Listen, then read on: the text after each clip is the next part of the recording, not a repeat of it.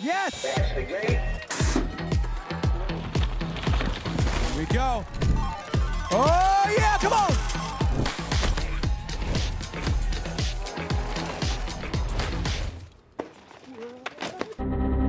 Yo!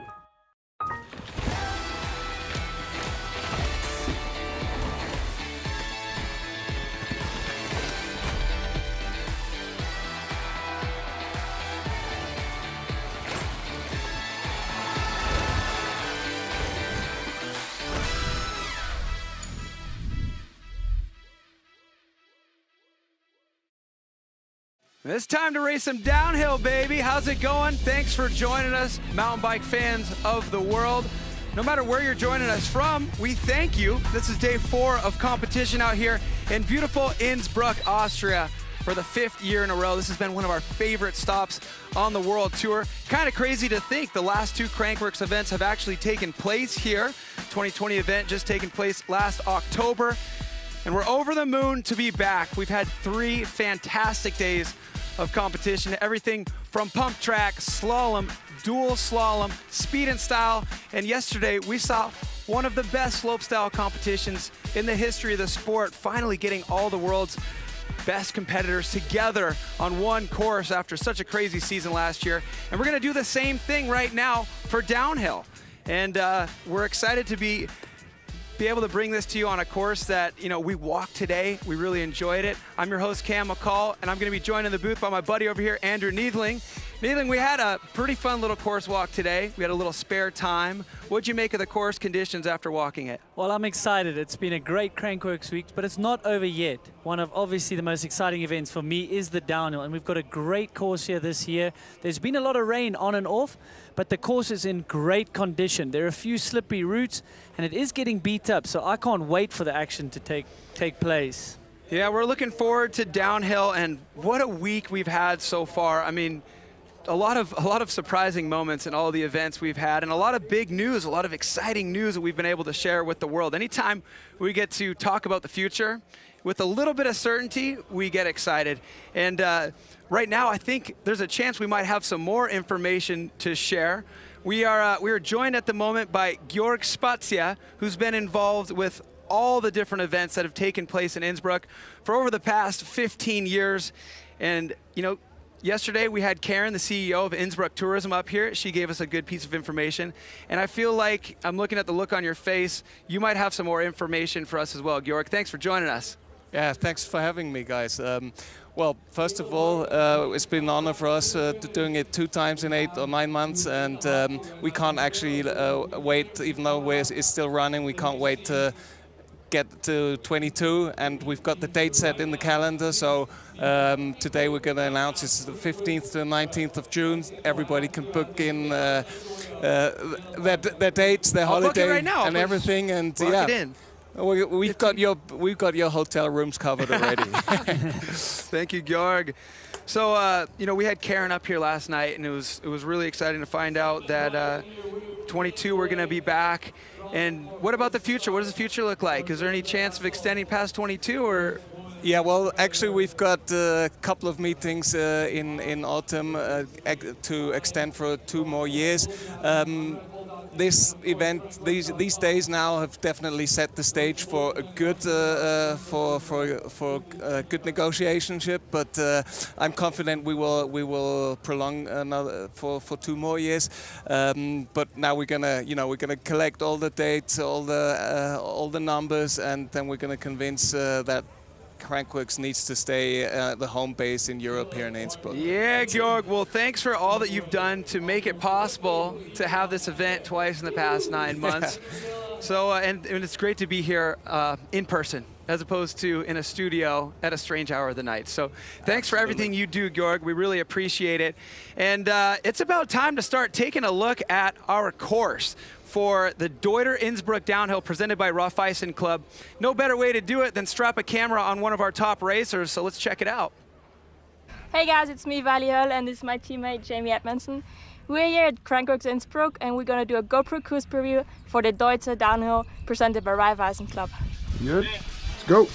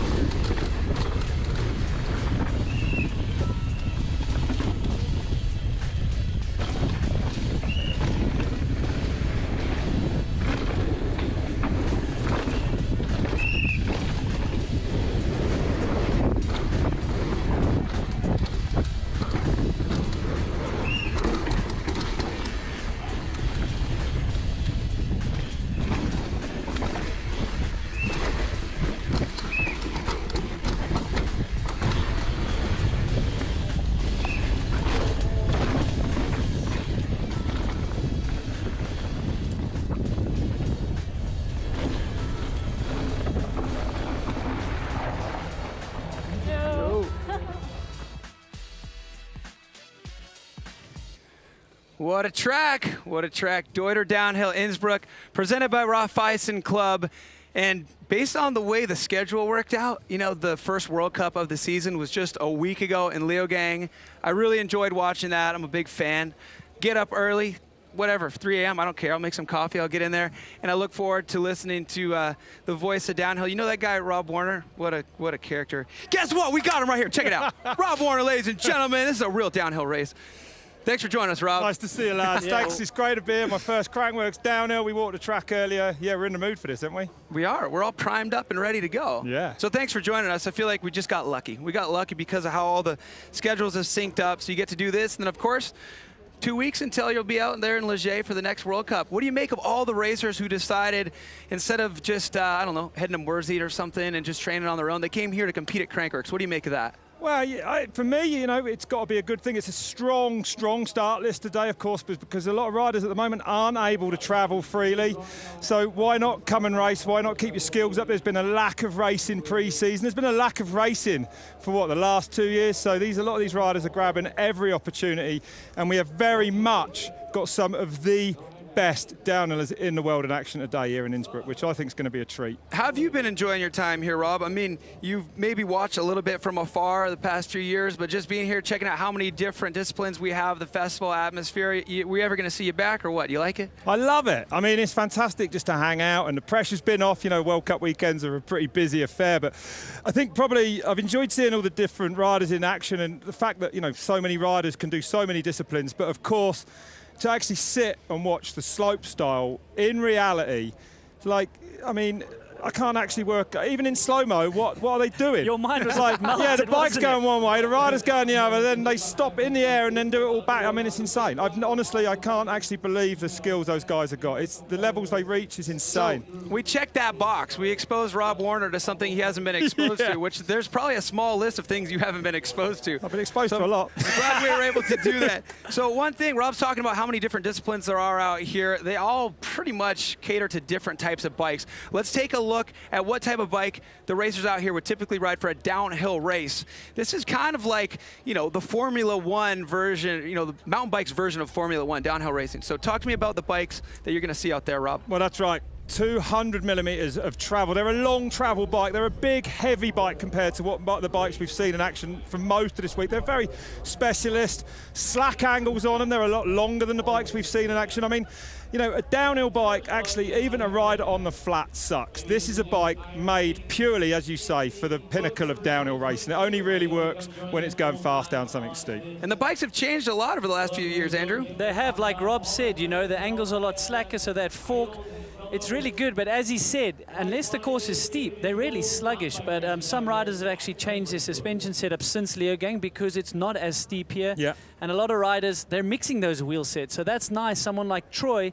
has really figured out that a mullet setup is better for him and his size. So it's going to be interesting to see what sort of setup changes the riders have got for this track. Yeah, frame linkage, wheel sizes, everything's been evolving so crazy. And the riders just keep getting better and better every season. Let's take a look at the list of riders we have for this Deuter Downhill Innsbruck presented by Raiffeisen Club. Pretty star-studded. So we've got one of the most stacked fields we've seen in a long time. Georgia Astle comes from all sorts of backgrounds. She's claiming she's a bit more of a free rider, but she rides all sorts of things. She's going to kick things off. But Emily Siegenthaler, no stranger to a World Cup podium or a Crankworx podium. Matilda Bernard, our pump track specialist. Katie Winton throwing her name in the hat. Now when we get to the sharp end of the racing, Tracy Hanna, who has retired from World Cup racing, so Rob is actually in the booth with her a bit. She is almost undefeated here in Innsbruck, but look at that. Vali Höll looking to win again. She won here last year. She really shocked the ladies. They knew she was coming, but she came hard. And then down at the bottom, our current world champ, she backed that up last week in front of Rob's eyes. She took that World Cup win. Didn't she just? Yeah, incredible to see her.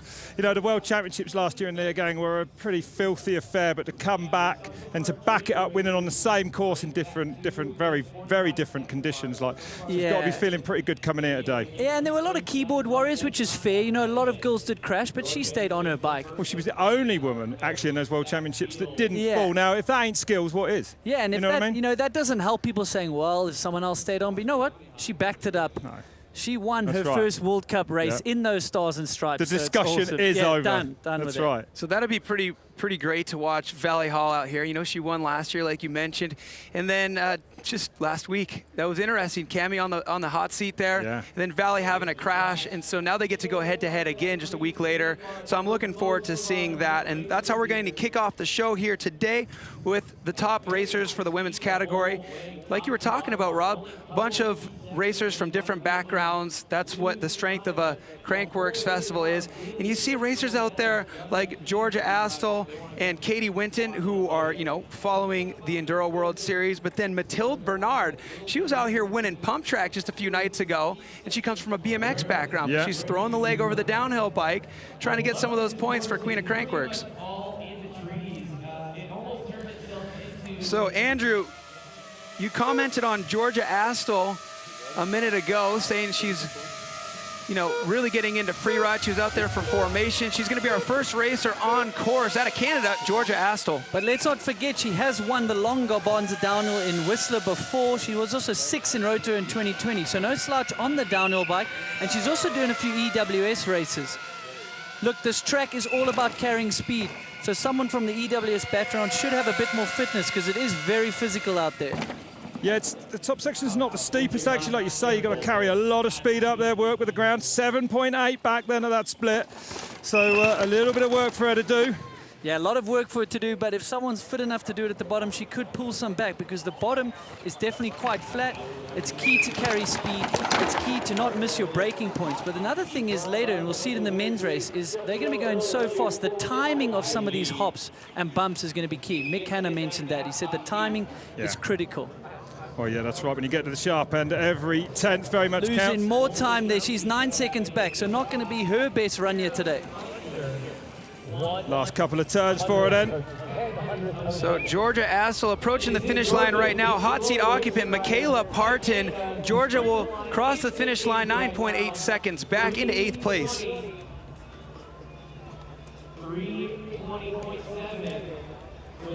These times are going to come tumbling down. There's Michaela Parton, thankfully back in action after a big crash, actually, end of last year at the race in Loser. But you can see these bikes, how much different they are to anything else we've seen this week. Look at that fork moving, so much travel there, you know? Yeah, you're not going to see that on the travel. right. Compared to a slopestyle bike, maybe 100 mil, and the suspension is so stiff. Guys that had to really stiffen up their suspension this week, though. Leogang was a lot steeper.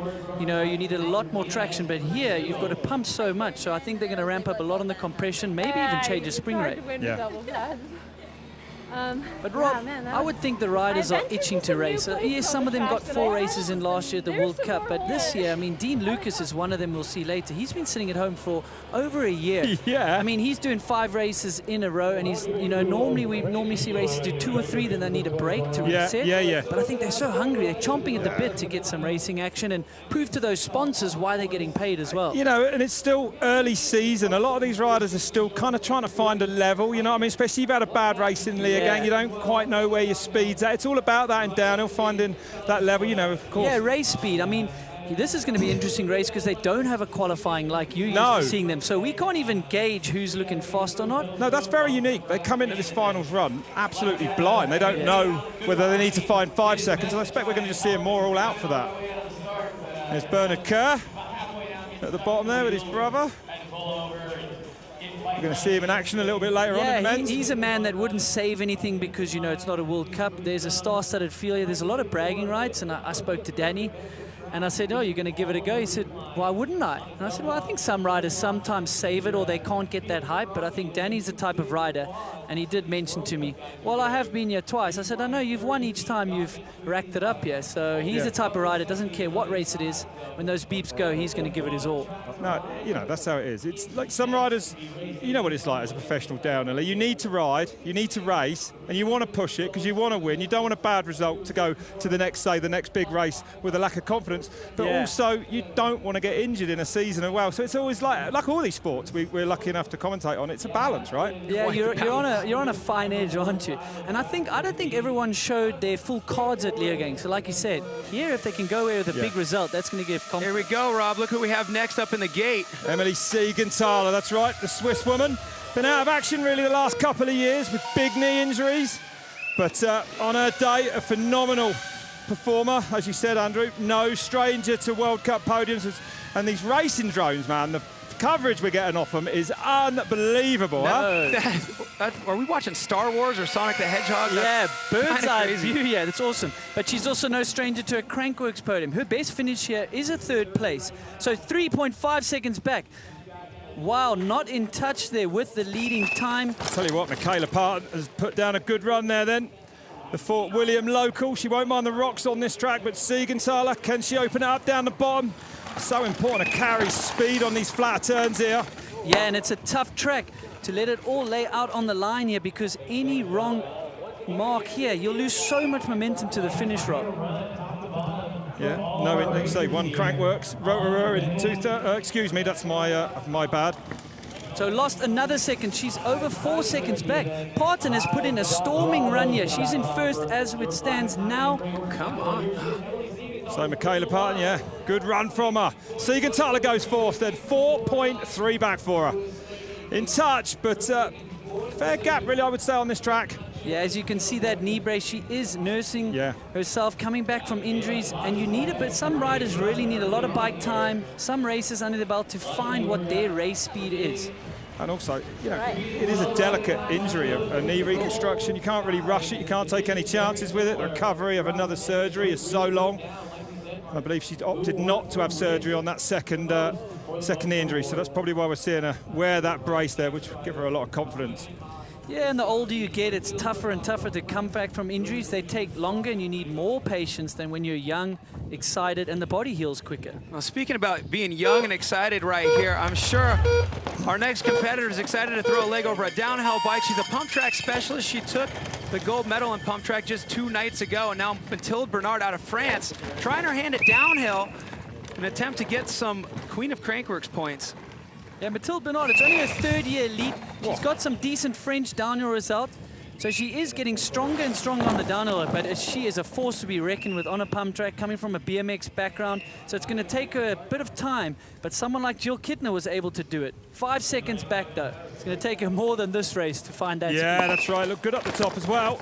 We've seen so many riders come over from BMX. It's like from mountain bike down, it's almost like the core sport. I mean, it's changed a little bit more in recent years, but back in the day, all the top downhillers had come from BMX, you know? It's crazy to watch that transition, too. You mentioned Jill Kittner, and I mean, I knew of her as a BMX rider and her, brother Paul, and then to watch her just become so successful on a mountain bike, it's got to be a great role model for somebody like Mathilde. Yeah, Mathilde. Look, she is drifting back. She's over 6 seconds back, but she is new to downhill. She's new to the elite ranks of the sport. So nothing to be ashamed of. Coming over the line, slots into 5th place. It's a strong run. Not too bad. She won't be too disappointed with that.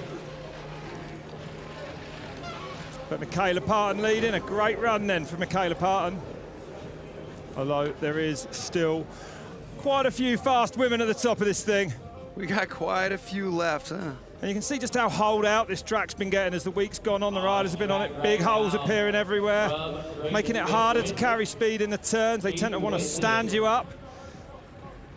Yeah, that's a key factor. There's not a lot of line choice, but you've got to be really, really specific on where you go into the turns. Because as Rob said, it's getting deeper and deeper, and it's where it's soft, you don't gain momentum. So 10 more competitors left in our women's field here at the Deuter Downhill Innsbruck, presented by Raiffeisen Club. Next on course, we had a chance to catch up with her earlier, guys. This is Katie Winton. And she's actually on an enduro bike, not a downhill bike, short travel, single crown fork. Oh, mistake from her there. There's getting drifted into that soft spot, We Rob. saw it when we walked the track earlier. The track is blowing out a little bit. Big holes are forming, as we said, but great to see her here before the first EWS Enduro World Series race next week, getting some practice in on that bike. And, let's see what she can do. 4.16 back, so showing us that the enduro bike, she can make it work. Yeah, and it was so funny speaking to her. She's used to 1 or 2 runs, and then she goes racing. So she did a walk of the track, then she did a warm-up run, and then she said, what do I do now? I'm ready to race. But these downhillers, they're doing averaging 7 to 8 runs, definitely on first day practice, maybe 5 or 6 on day 2, 2 warm-up runs, and then a race. So Katie Winton, one of the top enduro riders to ever throw a leg over a bike. She's got some great results here. So just getting a bit of practice, And 5 years, of course, on Trek, split with them at the end of the year. Started her own team, Moxie XL, and said, you know, it was a lot of work, but now she's done it. She's her own master again, and she's absolutely loving racing. So, yeah, it goes into 5th place. 4.8 back for her then. Yeah, she was in good spirits, eh? Kind of, you know, ride to the beat of her own drum, if you will. Yeah. Two Scottish women having a good chat there in the finish area. But, you know, obviously you're looking at that fork there. You can see how much shorter travel it is than the downhill bikes. It's going to have been a rougher ride down for her. Yeah, there's a few spots that it will be actually better. Some of the pumping and stuff, but as you said, it's getting rougher, right? So every time she hits a big hole and that fork bottoms out and uses all its travel, saps some more momentum. So the downhill bike overall is going to be a quicker race machine if you're up to high enough speed, though. Especially the fatigue also of having a little less assistance out of the suspension, right? Great point. Let's not forget, I know Rob and I are harping on, but Cam McCall is a real student of downhill as well. That's a key point. Spela Horvat then from Slovenia now. And her best finish, 6th place in Innsbruck. So what will she be able to do today? Getting a little bit caught. We're going to keep an eye on that right-hander at the top there. It's flat, it's blown out, and you get it wrong, all your speed's gone, and that speed you need to carry all the way down this section. So, you know, you can probably see now why the time gaps are opening up a little bit more. Yeah, Rob, it's so key. There's long straights as we were walking it. You know, there's a 1-2 turns critical section, and then there's long straights. And as you said, she's lost over 12 seconds. She's a smaller rider. It's really hard for her to carry speed. That's why Troy Brosnan blows me away with his technique, because he's light. It's tough to carry momentum on the flat. But Spela Horvat having a good run at it here. Taking her time through these tight turns down the bottom. A few pedal strokes in here and there. That's going to make a difference on the clock. But she's 14 point back then at split 2. So, yeah, long way into the red for her today. So still bleeding time here to the finish. Spela Horvat. What will the time tell us? She's drifting back. Parton has put in a storming run, though. She definitely did. 3:26 for her. So Parton from Ronning, Hoagie, Siegenthaler in 4th, and that woman there, Horvat there, going into 5th place. Interesting to see so much woodwork on this track. That's something you don't get at a World Cup race. Yeah, definitely. But it's good because there have been a lot of bogs here, especially last year. Fabio Wipmer had a famous crash, got sucked in a bog over the bars. I mean, I do respect his riding, but that was funny to see. You know, it's sometimes there's a German word that I mess up, but it's called Schadenfreude or something like that, and you take pleasure in someone else's misfortune. And I had a big chuckle. Via Verbeek, a former queen of Crankworx. She is on track already, holding good speed here, hopping those routes, trying to not sap energy. And there, as Rob said, that turn is critical. If you could actually set up a little bit higher, you could gain so much momentum into a long straight here. This racing drone bringing us some awesome footage. The Canadian champion, 5th here actually in 2019, so knows this track. 2.9 as well into the red, so she is in touch there, Verbeek. Yeah, 5th in Rotorua before the world got in lockdown. It's a challenge for her, though. She's had a big week. She's been on all sorts of different bikes. She would be so fatigued here, and she's got to bring it all together on a really physical track. But she is a former World Cup downhill racer. I think she only stopped actually in 2017. And the leader of Parton's time goes by then, so 3.8. So losing 0.9 of a second between splits 1 and 2. So in touch, actually, but Michaela Parton has laid down a great run here. Fair Verbeek coming down to the line then. The Canadian isn't going to go fastest. It's 5th place for her, losing a little bit more time down the bottom. Well, I mean, coming from Fort William, she would definitely be fit, strong to be able to, if that's your home training ground, Fort William.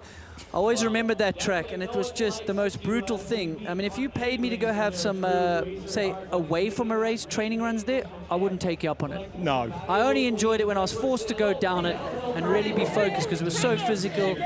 so rough. And you literally need a van full of wheels and tyres there, you know? So Well, I'll ask my brother. I think I did go through a whole van.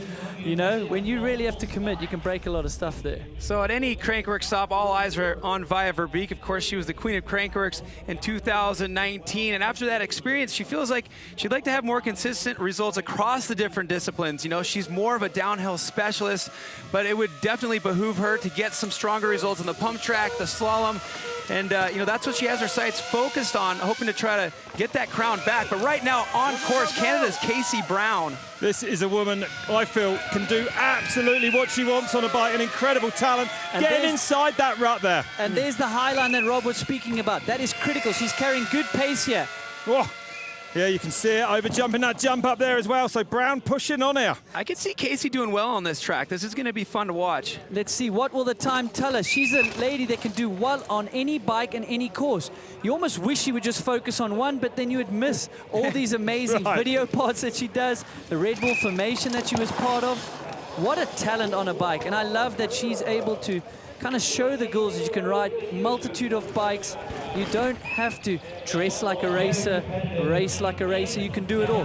Oh, she's Long lost way back, 6 yeah. seconds already though, Rob. Yeah, Long over way 6 back. seconds, so must have made a mistake, I would think, that we haven't seen. It wouldn't be too hard to do on this track. Yeah, maybe not a lot of race prep for her. We didn't see her at Leogang or anything like that. So that race speed for her, you know, this was probably her first race run all year in 2021.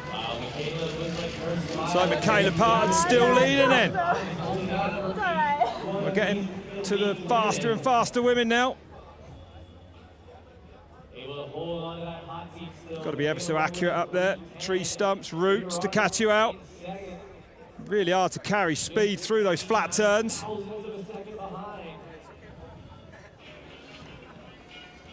She's got a smile on her face anyway.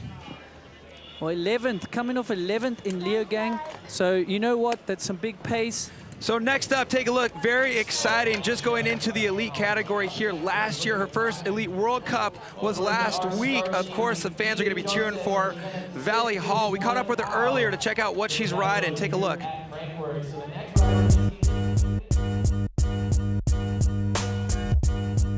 Hey, it's Matt Gallion from RockShox. I'm Vali's mechanic, and here's Vali's bike check from Maxis. She's riding a Trek Session, the new version, 2021 frame. Alongside, we have a RockShox suspension setup. It's a black book program, so mainly we have developed the suspension with the guys back in the office to make the bikes pretty tight for Vali. The combo of tires, we're on Maxis tires, like medium GHF in the front, GHR2 in the rear. We are having a test pilot rear tire, which means it's basically a bigger tire. We have a 2.5 instead of 2.4. And we are running a 3C compound, so super soft on the side and then a bit harder on the middle. She really likes this tire, and since the beginning she used it, and now she's pretty comfortable with, and then she has a lot of confidence with the tires, so that's the most important things for a rider. So yeah, that's it. That's Vali's bike, and I hope you enjoyed it.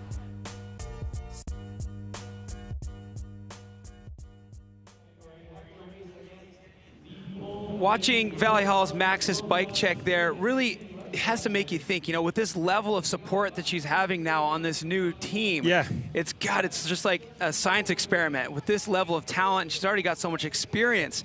And, you know, that injury last year, obviously, still plaguing her a little bit. We interviewed her earlier in the week. She said she was going to get it checked out, so I'm hoping she's going to be on point. I was interested to hear that, actually. I thought she would put that injury far behind her, but as you said, she didn't take part in pump track, actually, after the dual slalom.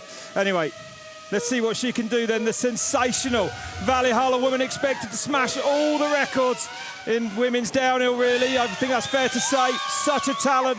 So much speed. Fastest qualifier last year's World Championships in Leogang. Fastest qualifier last week at the World Cup. Hasn't made it stick yet, though. No, and that injury is definitely not slowing her down on the bike. She might be managing it a bit, but on the downhill, that's why she pulled out of 7 up! it. She's 7 up, Rob, as you said. Well, there you go. That's why we're talking of hyping her up. Believe the hype with Vali Höll. Absolutely. 7 seconds into the green. Incredible. She blasted into the elite ranks right here in Innsbruck last year, looking to back it up. Vali Höll, she's 7 seconds up. And Parton had 2 top 10s at a World Cup last year. She has World Cup pace, but Vali is showing why she's the phenom that is. She's absolutely incredible. 8.7 up now, so just extending. Yeah, this is a huge margin for her. Doing more damage here. Vali Höll, that all-round bike skill, the pump tracks, the slalom, being able to pump down the track. Vali Höll, this is going to be a huge run. Are we witnessing the winning run here? It could be. It's a 3:01.06 to beat 9.8 into the green for Höll then. So Michaela Parton finds herself a distant second. No one really, look at that, nearly 10 seconds into the green. It's huge, huh? That is honestly could be our winning run here. She did it last year. Tracy Hanna retired, so how focused is she? Camilla Blanchet, I'm not sure this track is going to really suit Camilla, to be very honest. Well, we know she's good on steep outside and technical tracks. We've seen that in Leogang the last couple of years. But she's going to be up for the challenge today. Well, she'll be riding high on confidence, hey, Rob? I mean, there is so many things that go into downhill, and confidence and how you deal with it is one of the biggest factors. And it's great, you know, to see Camille here riding. You know, she's the downhill world champ, won a World Cup last week, here taking part in pump track for the first time. Said it was incredibly strange trying to set off without a chain. Yeah, it takes a while to get used to, right? Yeah, I don't know. So, Veronica Vidmer, excuse me. Yeah, it is, I think. Let's have a look. No, excuse me, Eleonora Farina, excuse me, my bad. The Italian, another woman who had a great ride at those World Championships last year until she fell away from her bike. And expletive came out of her mouth, luckily in Italian. Oh, my goodness. But she was 4th here last year in 2020, coming off a 6th in Leogang. She could challenge the time, but Vali Höll, 7 seconds, basically 8 seconds, Rob. So Vali Höll's put in a storming run as we expected. On the next page of the book, Vali Höll to date, nowhere near her on pace. The Italian champion, though, Farina, and looks to be carrying great pace down here. Yeah, they did a lot of work on their bike. They actually went up after practice yesterday. I saw the mechanic with a shock pump. They wanted to do some more testing, see if they can optimize their bike for how much speed you need to carry. Bleeding some more time, 8.6 seconds back, the second split. Last couple of turns then. Definitely not going to challenge the time of Valentina Höll. Will she be able to slide a second place, though? You can see the gaps there for yourselves. Yes, she does. 9.7 back. Well, I'm going to say, what a great run from Michaela Parton, actually. You know, Farina, one of the best, fastest women at the World Cup races.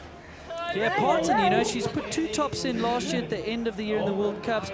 11th at Leogang, so she's finding her World Cup speed and her race speed. Well, that's, you know, that's the great thing about being here at Crankworx. It's probably slightly less pressure cooker than a World Cup.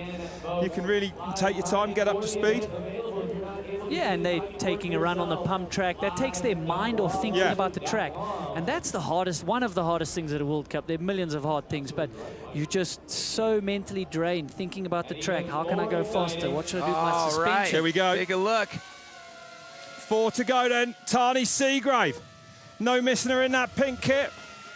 And on the World Cup podium last week. So, one of the fastest World Cup racers. 7 downhill World Cup wins to her name, this woman.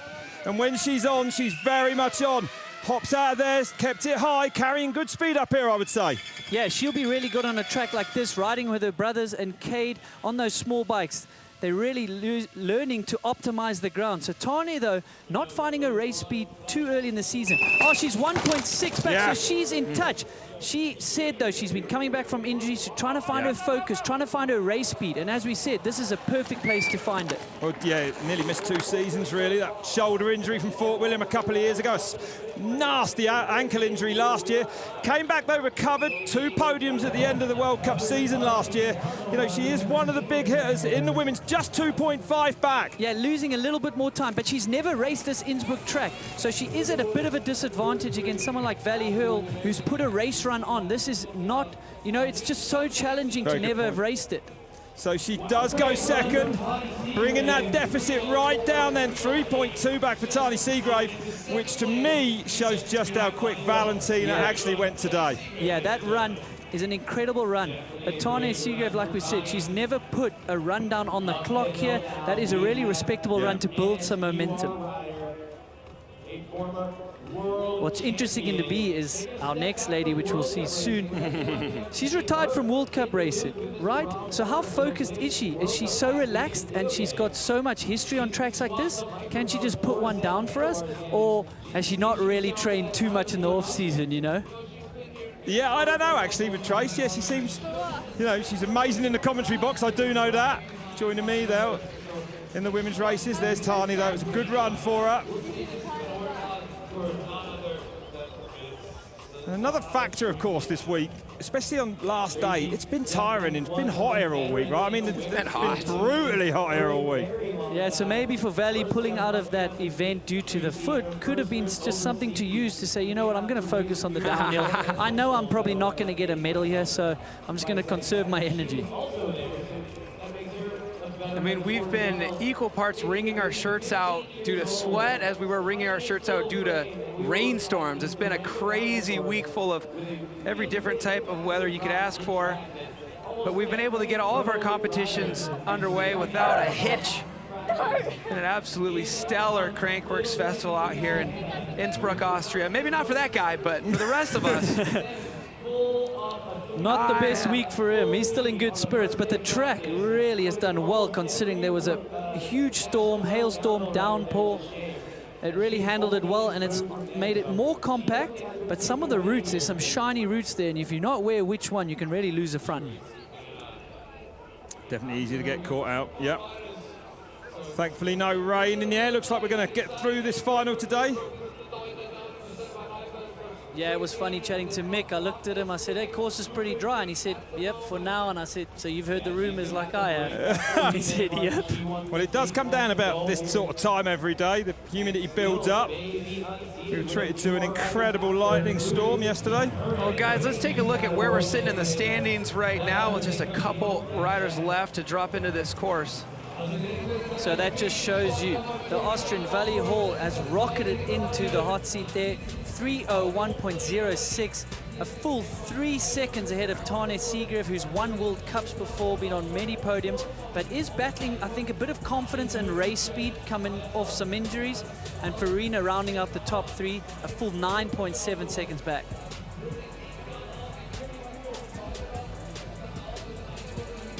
Yeah, big gaps on that leaderboard. But it's Valentina Höll, the Austrian, very much leading.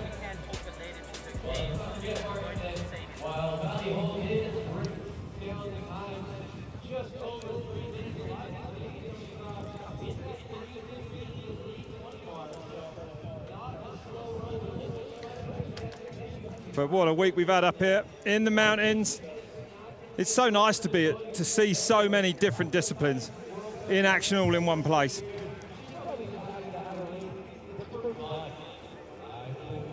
So what's been the best for you, Rob? Seeing the slopestyle up close and personal? Yeah.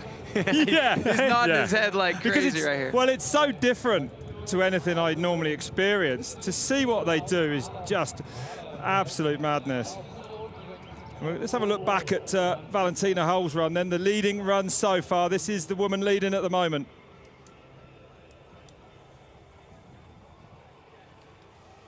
So, Rob, we get a chance to look back at Vali's run here, kind of analyze it a bit. Tell me what you're noticing. Well, of course, the aggression, the style of her.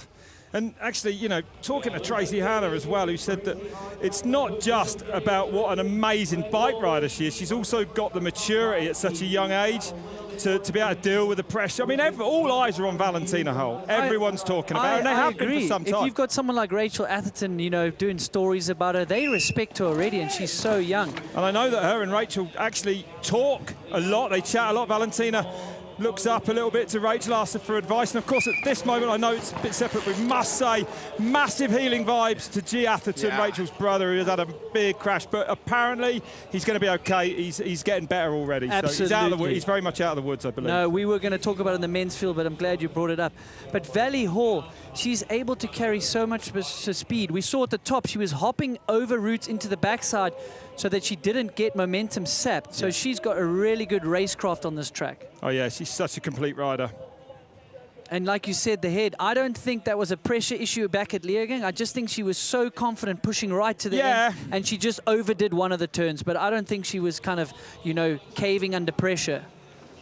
So, Nina Hoffman, and only one woman left after this. What can Hoffman do? 1.5 back, so she's in touch. And that's impressive because we were chatting off air and Nina Hoffman had a huge crash in Leogang, suffered a concussion, decided to not race, but a last-minute decision, and I'm glad she took that decision.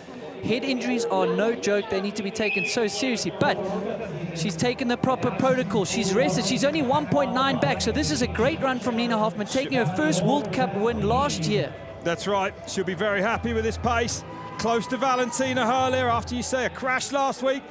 And hard on the pedals, one of the most aggressive riders, pumps it down to the line just over 2 seconds into the red, but a strong second place finish for Nina Hoffman. Just the world champion now left at the top, so she's in for a top 3 finish today. Yeah, guaranteed top 3 finish. She's really just stepped up. She's one of the top 5 ladies consistently, and she's going to be vying for a win, so that's amazing to see out of Nina. I'm glad she took that rest, and it's paid off.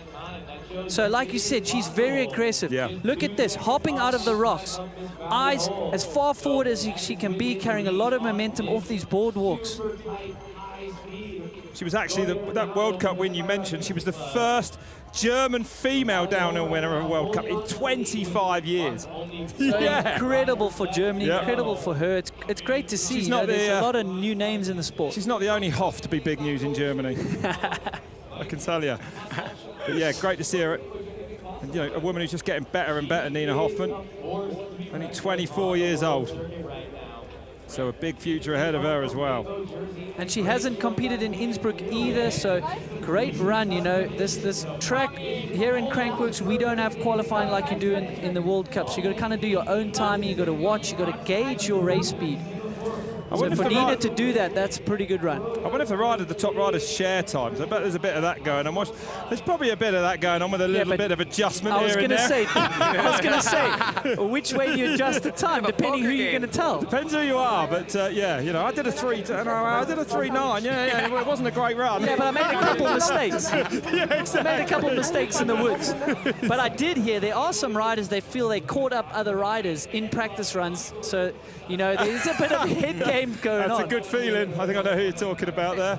But yeah, probably a good opportunity for some mind games. So, the reigning world champion of downhill, Camille Blanche, in the star hut. Here we go then. What can she do? Can she contain Valentina Höll here today? First in Leogang, so riding high on confidence. That was a mere week ago. Camilla Blanchet, known for how, oh, there's a mistake there. That is a crucial turn to carry speed into this long straight. These tracks have really long straights, and if you mess up a turn, you lose a lot of time. Yep. So expect it to maybe be back at the split. Yes, 3.6. Oh, I can't even speak. Oh, man. Woo, she's 3 seconds back. Just over 3 seconds, yeah. That's going to be a tall order to pull that back. But after the weekend she had last weekend, she knows the form's there, the speed is there very much. And as you say, you know, steep technical stuff is where this woman really excels, Camille Blanche. Yeah, and you can see in some of these turns, she's maybe braking a little bit late, standing up the bike in the turn, and then you just don't carry momentum. And Vali Höll was honestly flawless in her run.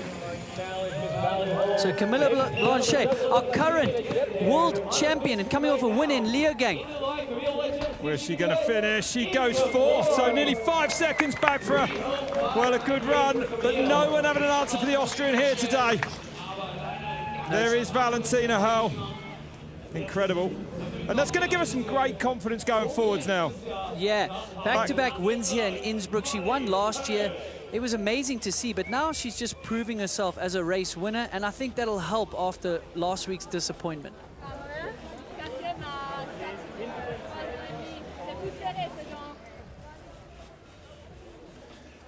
The world champion unable to do anything about Valentina's time. There's a lot of pressure on your shoulders riding in that jersey. They speak of the world champs jersey curse, but you know what, between her and Reese, they've honestly made that thing a myth of the past. So pretty good ride from her. I did think that she wasn't going to be able to kind of touch Vali's Hall on a track like this. Like you said, you feel she's way better suited when the track gets steep. That's right, absolutely. Look at the focus in her eyes. Well, everyone enjoying the sunshine. It's been a bit hot for me, Cam. It's all right for you Californians, or you know what I mean. But it's in the South Africans. Take your shirt off, Rob. I take your shirt off before it gets too sweaty and wet, and I can see through it. No one wants to see that. Wow, what a great performance out there from Valentina Hall, making it 2 years in a row. You know, this is definitely, like you say, it's going to get her right back where she needs to be, between the ears after what happened last weekend.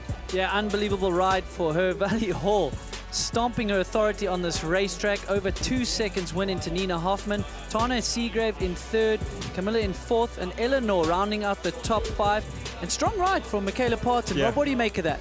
That's a great ride for her, yeah. Still a young woman, you know, still finding her way in the sport of downhill. She's right in there with some of the biggest names in the sport, so yeah, she's going to go away happy. So not a bad first broadcast for you of a Crankworx Downhill, Rob? Yeah, I'm Exciting enjoying stuff. myself. Great to be beside you and Cam here. It's absolutely amazing. Yeah, thanks for having me. Emily Siegenthaler, 14 seconds back. Bailey Goldstone, look at that. Jackson Goldstone's sister, traveling out here, supporting the bro, getting some racing under her belt as well. That's awesome to see. And Via Verbeek in 10th. And Rob, for us, her in 10th spot gives her some Queen of Crankworx points for the whole season. On. So maybe not her strongest discipline, but she does rack up a few points for that overall. Great. So for our Tracy Hanna fans out here who just looked at our standings going, well, what happened to Tracy? She had a crash on course. Luckily, she's back up in action, which is great.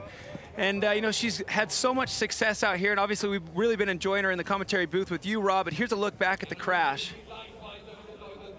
I was going to think it was going to be. She did that really difficult right-hander so well there. Oh, I hope it's not on this jump. You're carrying a lot of speed into this jump. Yeah, there it is. Right before that next drop. No way. Yeah, that is a high-speed section, so she's jumped into the bank. Not sure exactly what's happened, but she's drifted. But she's okay, right? Yeah. We know she's okay, so good news for Tracy. But that is a fast part of the track to hit the deck on. That's a ironic, annoying race back after saying you're going to retire, get away from the pressure, get away from the danger. But we always knew she was going to have some fun and come out to these Crankworx events.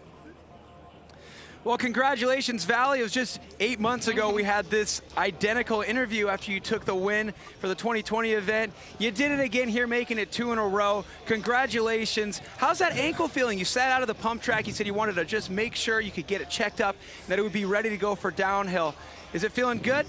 Well, thank you. First of all, I hope Tracy is all right. The crash looked a bit nasty, but yeah, ankle is doing okay. I mean, it's going to take a while until it stops hurting, but I mean, walking is the worst, so riding is okay, so it's good. Well, good. We're not, you know, we don't want you any pain, but we want you, you know, feeling good on that bike. And this is probably going to help you feeling good in the head going into Vergier, would you say? Yeah, for sure. I mean, this track was kind of hard to race because it was so fast, and I knew it's going to be super tight. I mean, also the heat, I'm not used to it at all, so I'm like totally tired now and today, but yeah, it's all right. It's good. Well, get in the shade, Vali. Congratulations on making it 2 years in a row, and we really look forward to watching you drop in Vergier. Thank you so much. A massive future in front of Valentina Höll. But yeah, you know, she won every race the first year she was a junior. I think she might have got beaten a couple of times a year after, but you know, there's never been as much chat. In all the time I've been doing commentating on downhill and all the time I've been involved in it, I don't remember as much spin on anyone coming up from the junior ranks. Well, it's you know? been fun the past few years, actually, you know, watching the World Cup elite women drop and then going back in there Googling, trying to find the junior women's stats and just comparing the times. It's always, you're like, this is going to be real when she gets into Yeah, elites. well, that's right. And I believe that she did actually, as a junior, have a couple of times that were right in there, shall we say, against the elite times. Of course, it's a different time of day. You can't make a comparison. It's a different category, but yeah, the pace is strong. But you know what else she's learning to do, and that's to deal with pressure and win. Even though she might be the favorite in junior and get used to it, you still got to go through your preparation. Now you're expected to win, right? So she's learning to win. So all she wants to do is replicate that into elite ranks. So I think that's going to be really tough for the other ladies because that's all she knows is winning. Right. That's a step ahead of the game when you've already, you know, become, you know, associated with that feeling of winning, that process of winning. So yeah, it's a big science experiment. It's going to be really fun to watch it play out. Yeah, it is. It's going to be incredible to see. I get the feeling when she starts winning, she might be really hard to stop. Yeah, I think that's a pretty safe bet. And Yeah, you know what I mean? Like, yeah, when she turns that corner and gets the confidence under her belt. like Rachel did, you know, like those people that go on the run, like Aaron Gwyn's done, you know, but once the kind of wheels start falling off, it's interesting to see who can actually get back to that. You know, getting to the top, they say, is the easiest, but staying there on that mountain is so tough. But she's got many years to kind of climb and get to the top because she's so young. Yeah, that's right. She is. Yeah, it's interesting, the women's field at the moment. Rachel's out, of course, having a baby. You know, 5-time world champion, the winner of 39 World Cup races. Say that again, come. Yeah, she only won 39 of them. Come on. Can you imagine? You know, but that dominance as now means that, you know, it's a much more open, anyone has got more chance of winning now. Bike Park Innsbruck, with a lot of trails out there, and of course they just keep building more and more trails each year, but the one we're holding this Deuter Downhill Innsbruck presented by Raiffeisen Club on, it's called Straight One, and here's a little bit of a diagram of the routing of this course. We took the gondola up earlier today, we walked down it, and what do you make of this track, Rob? Well, I thought it was amazing. It's technical, you've got to carry speed on it, you know what I mean? It's like, you've got to be accurate. You can't get caught in those bogs. It's like any downhill race, really. But I feel like the mistakes here, I don't know if you agree, Andrew, might be punished a little bit more because it hasn't got, on a few spots, there's not that steep gradient to really get you going again. I would 100% agree. I think when you make a mistake, it saps a lot of momentum and they compound. Sometimes if the track's a bit steeper, you might lose a split second or two in a turn, but you can just late brake and make it up, be a bit more aggressive. Here the time is gone. I think normally, hey, something happened, I'm going to be more aggressive. Here it's gone. It's too late. You ain't making it up. And, you know, walking it down as well, there's so many roots and gaps and little backsides to catch, and it might be the rider that just times everything up. Yeah. And there's not that much space to pedal up there, you know what I mean? It's like you've got to pump the ground, you've got to work it. That's why I like someone like Troy, Mick Hanna's going to be strong. They can really make incredible ground speed. Yeah. You know, and if some of them are going to go for a gap that someone didn't see, you can actually gain a second or two in a straight. I mean, this, we're leading over to men's now, and I'm just looking at the rider list. Brosnan, Bruni, Vergier, Wilson, Tyrion, keep going, Danny Hart, Finn Isles, Bernard Kerr-Wallace. Do it! I mean, look at it, yeah? This is a mini World Cup right here today. It's going to be fantastic, this, to see. Hey, there we go. Let's do this. And it's Magnus Manson then, the Canadian rider, coming back from a broken femur. But, you know, Finn Isles, fellow Canadian, told me that this man has got every bit of the pace to win a World Cup. He's just got to make it happen. He has. He's a strong Canadian rider, and he's in the Canadian Open. I've seen him there, and he really put some guys to shame. He's got a third place, so he has got a Crankworx medal, and you see he's aggressive. Really aggressive rider, takes some cool lines. Yeah, and he's within touch. He's only 0.1 back. Yeah, this is exactly what he needs to do right here. You talk to any of the riders out in BC, and they just talk about Magnus Manson with the amount of potential. I remember years ago when Mike Redding was team manager at Fox, he was like, wow, this kid, I got to pick him up. And, you know, and with injuries and things, the cookie crumbling the way it has, he hasn't really shown his potential yet, so this is exciting to see him within reach. Just a second back then on the man in the hot seat at the moment, Oliver Zois. But look at him on the brakes hard around that, trying to hold a tight line. Oh, slipping out, losing more time. Well, that might come into play later in the day then. Those last couple of turns look like they're quite slippery. 2.4 back from Magnus Manson. But Oliver Zois leading at the moment then. Early stages of this men's final. Yeah, we've got plenty more riders to drop. And as Rob said, we have got a stacked field. It's going to be exciting to call all the World Cuppers, the Crankworx riders. The King of Crankworx, former, is in the field as well. Got a variety of riders coming your way. We've definitely got some of the world's fastest downhillers today. I'm looking forward to what they can do. Charlie Harrison, unfortunately, won't be starting. He broke his arm last week, but Brooke MacDonald's coming back.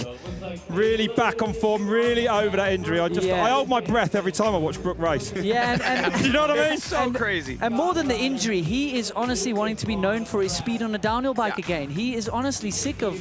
You know, we all talk about it. It's an incredible feat. But now he's like, enough of that. Yeah. I was on top 10 pace at Lee again. Can you just talk about how fast I'm riding now? Which is Look at the last page. Danny Hart, Lucas Shaw, Reece Wilson, Tyrolian, Vergier, Bruni, Brosnan. Wow. I mean, that is amazing, right? Yeah, we've got so many world champs there. Loic, Reece and Danny. What's that? 2, 3 plus 4. Yeah. 3 plus 4, 7. Good at your maths, aren't you? Getting good there. No, I was just checking because Loic's got another one, but I think it's a junior. I didn't want to count. I think Loic's got a junior world champs. I was going to get you an abacus out. Yeah. So, I need it. On track with Dean Lucas then, the Australian.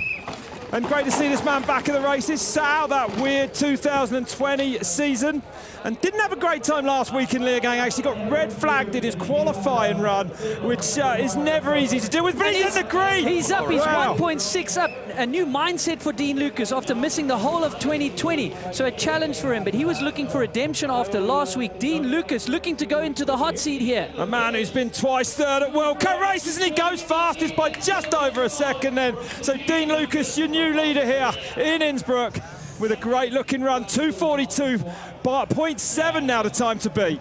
He's had a third place in Innsbruck before in 2019, so no surprise with his pace on this track. But what was a big challenge for him was coming to Leogang of missing a whole season, and he had some horrible luck there. So great ride from him, good mindset, it's paying off.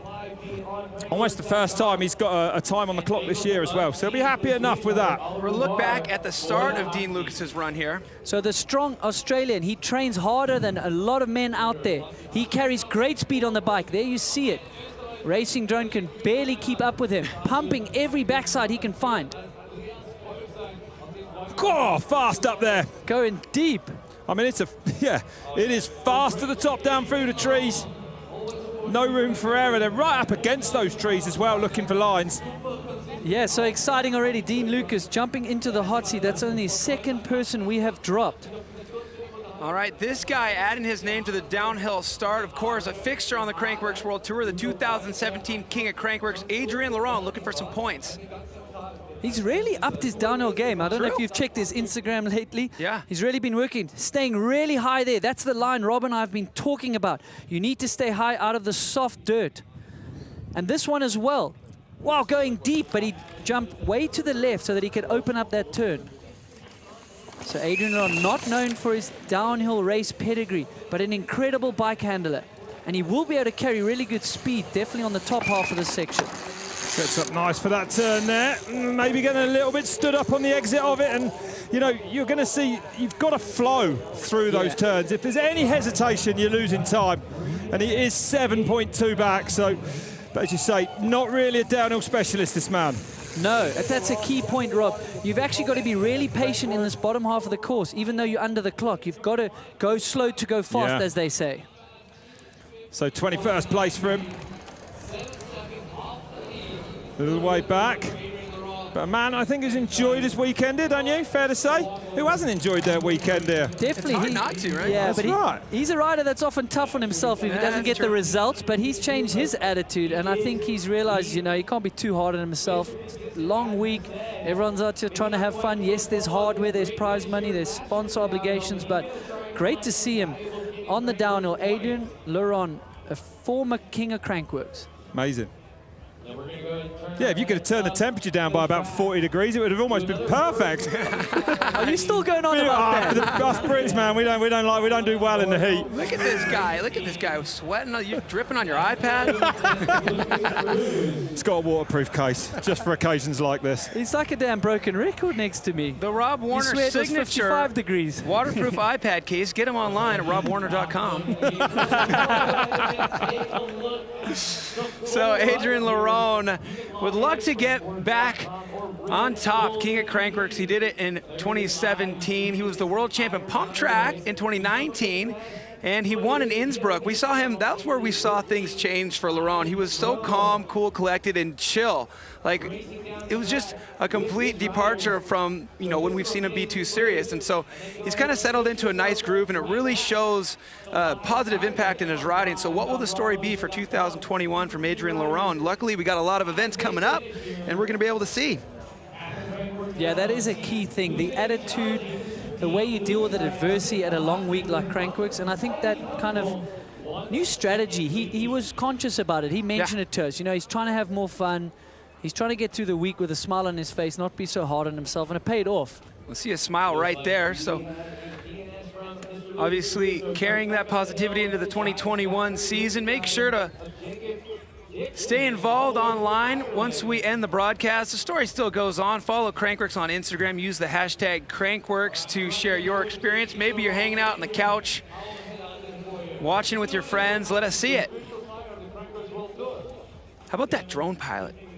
Yeah. Come on. Probably a bit better than me with a drone. You've had a go. Oh no, we'd have the soldering iron out already. Have you had one and lost it already? I did get one stuck up a tree, yeah. Let me say goodbye to that one.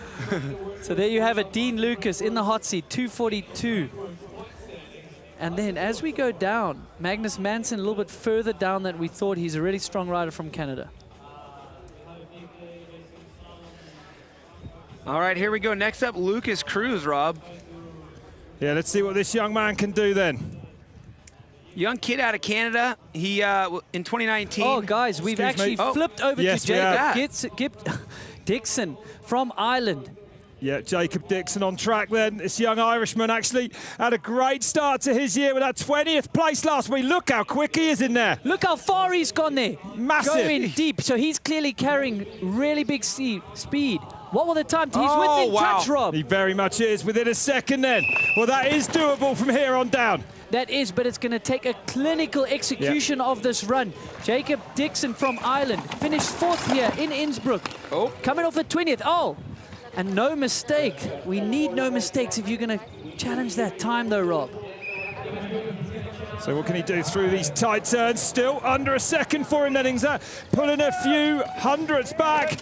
So can he be aggressive? Into this last turn, yeah. If he's aggressive through here, he can maybe make it back. He's got 0.9 to make up. What is the time going to say? Hard on those pedals he goes. Second then. Well, he did pull time back on that bottom section, but not enough. 0.85. Dean Lucas leads. But Dixon's going to be happy with that. Strong ride from him. Strong ride from the Irishman, but Dean Lucas can breathe a sigh of relief. He's kept another rider off that hot seat. So hard on the pedals there. But we did see a few mistakes here and there, not maintaining as much momentum as he needed in this bottom half of the track.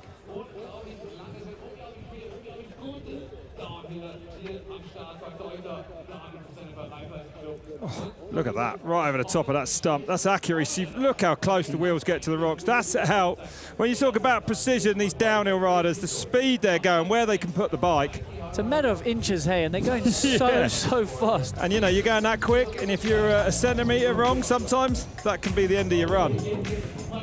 But there's your top 8 at the moment, separated by less than 3.5 seconds. And I believe, you know, the times are going to get tighter as this afternoon goes on. We're going to see a lot more riders fill in those gaps there.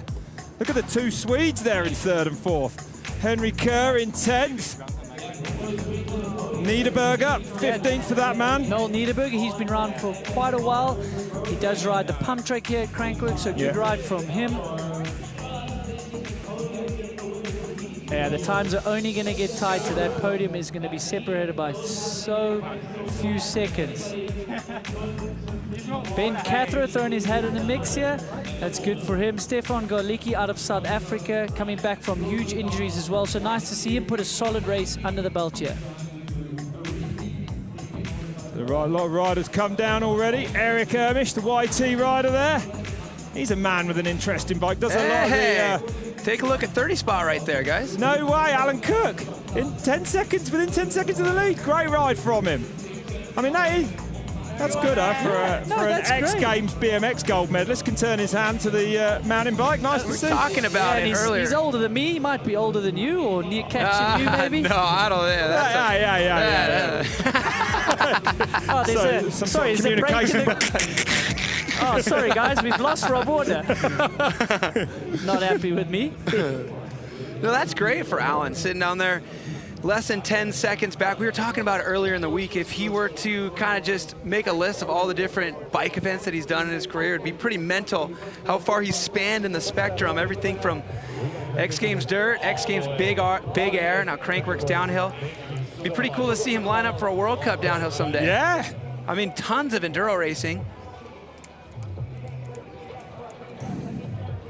Oh, you know, I'm looking at my list here, Rob. Yep, there we go. It's true. It is. The man, the myth, the legend, Brooke McDonald. He is back. He's back from injury, but more than that, he is on pace and tired of us talking about that injury. So, yeah, no one else would be, but it's telling me that he feels as good as he did in 2019. Holding that high line, Rob.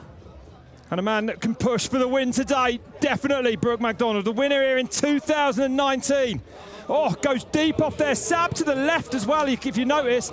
And those tiny little differences, they can add up on the clock, but he's 1.8 back. Yep. Yeah, lost a little bit of time to Dean Lucas. Brooke McDonald. God. He did win here in 2019. The return to racing was here in Innsbruck last year. So this is a special place to Brooke McDonald, but this is where he's got to tidy it up and get hard on the pedals. This is what crowd, 2.2 back then for McDonald now then. So bleeding a little bit more time for Brooke, but still within touch here. 2 seconds back. Great to hear the crowd getting behind him. One of the most popular riders on the circuit, Brooke McDonald, a true charger. And he goes into fourth, 2.1 back today. So pulling a little bit time back there in that last split, but that just shows you Dean Lucas has a strong time. Brooke McDonald on top 10 pace last week in Leogang till he had that unfortunate crash.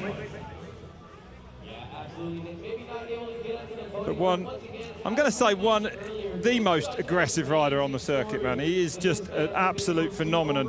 And how on earth do you come back? Again, not to mention the injury, I know he's over, but like, how can he come back and be this committed? The mental strength. He had to learn how to walk But again. isn't that the biggest, again. that's the biggest thing. Yes, he's physically strong, he did the training, but to get in that mindset to push at speed again. With everything he's been through, wow, it's unbelievable, yeah. A very, very unique character, that man. So if you're watching this downhill, getting inspired, you want to get out there, smash some rocks for yourself, Leah's going to show you exactly how to do that. Take a look. So George, we're at a pretty gnarly rock section here out on the trail bikes, and we've got a few routes and a corner to contend with as well. What tips have you got for us about riding rock sections? So rock sections are essentially quite similar to route sections. Obviously you don't want to be hitting any of the rocks, especially if they're slippery on like a bit of an angle. That will push your wheel off and take you offline. And sometimes your wheels might move around, but as long as it's kind of within an area that they can ping around but keep straight, look ahead and keep your body loose and relaxed.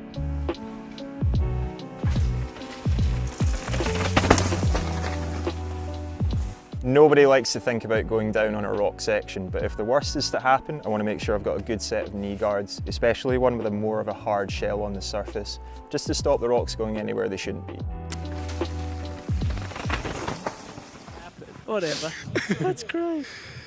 There you go. I mean, makes it sound easy, right? Easier said than done. Dean Lucas knows a thing or two about smashing a downhill bike through some rocks, and it's paying off right now. He's occupying that hot seat, but we got, I want to say, somewhere in the neighborhood of 23 riders left in our Deuter Downhill Innsbruck, presented by Raiffeisen Club, and it's going to continue to heat up by the minute. You know, we've got crazy few racers in the final 7. Yeah, we have.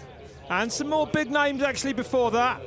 Absolutely. I mean, the next few. I mean, that's right. Laurie Greenland's upcoming. Sam Blenkinsop. Bernard Kerr. I mean, you know, he could definitely go well today. Yeah, there's some big names in this field today. But Dean Lucas looks like he's put down a scorcher. He'll be happy enough with that. How long is he going to be able to sit there in that hot seat? So, George Brannigan now. From one fast New Zealander to another. This man twice on World Cup podiums and actually missing out on a World Cup win by just less than half a second some time ago. And fast around that difficult right. Really fast. Yeah, strap yourself in if you think Bulldog is aggressive. George Brannigan going huge there. And if you've seen his edit from Queenstown, you'll understand what we're talking about. This man is not scared to send it on a downhill bike. No, he's not. Oh, time ticking by there. There might be a mistake from him. Come on. Come on, George. He may be a mechanical, we don't know. It could be a flat tyre. And I've seen many of those on this track this week, though.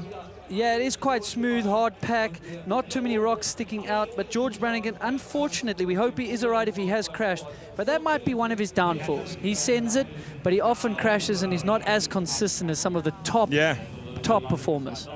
No, that's right. But on his day, wow, he can mix it with the very best of them. Man, how about that drone shot at the top, though, where we're just, feels like we're riding right along with George there. And of course, we've got a lot of great coverage on this track, but we don't have every square inch of it covered. So something could have happened out of view there. But you know, what we do have is this crazy drone angle and this overhead view giving us some perspective of what it's like to be hanging out here in Innsbruck, Austria for Crankworx Innsbruck 2021. This guy is, he's got some... I think he's a little better than Rob, apparently. Watch this. No way! You got that in your Rob? Huh? No. No, definitely not. He calls that one the lawnmower. Here he is, and it does. It looks like a front flat. Yeah. So, of the few that have had an issue here, you are going faster in a race run. Sometimes those rocks do creep up. Oh, yeah. So unlucky for George. Front flap. Man, he looked to be on pace those first couple shots. So, Sam Blenkinsop then, another New Zealander. The New Zealander national champion, this man. Why does he have gloves on? That's unbelievable for him, yeah. Never wears gloves. Must be the heat, I would think. No, Sweating no, down. it's the rules, the IXS Oh, rules. These is guys, it? yeah, they have Really? to have gloves on. They have to have elbow pads on. So some of them can't even ride like that. So Sam Blenkinsop, lacking a bit of form, but also one to miss the season last year. Second in Road Tour in 2020 before the lockdown. So he was on pace before the world went into shutdown. Fast through there. Former winner of a World Cup, Sam Blenkinsop. He can mix it up with the best of them on any bike. Done EWS as well. The Garbanzo Long DH in Canada. Not to mention a former king of Crankworx. Absolutely. And of course that World Cup win was here in Austria at the legendary track of Schladming. A little while ago now, 2.1 into the red then for Blenky. But a good run though. Blenky looking for some confidence after Leogang and missing a whole 2020 season. So Blenky. Amazing. Fourth place for him, two back. One of the most stylish downhill races of all time, right? 2 seconds, it's the glove drag. That's right. Without the gloves, would have been a very different story for him. Yeah, I mean, the grips, the cockpit, the brakes must feel so foreign to him. So what we're talking about, Blenkinsop refuses to wear gloves no matter the conditions unless he's forced to by law. It's like wearing shoes on a beach to him, putting gloves on. You know what I mean? Been around a long, long time, Sam Blenkinsop. 32 years old now, from Christchurch in New Zealand. And he has won Crankworx DHs. So solid run from him, building some momentum, some race speed, some confidence there. What's the times? Well, we can hear you. I don't think I'm going to shout to you what the time is, but you're in fourth place, Blinky, so you'll hear this later.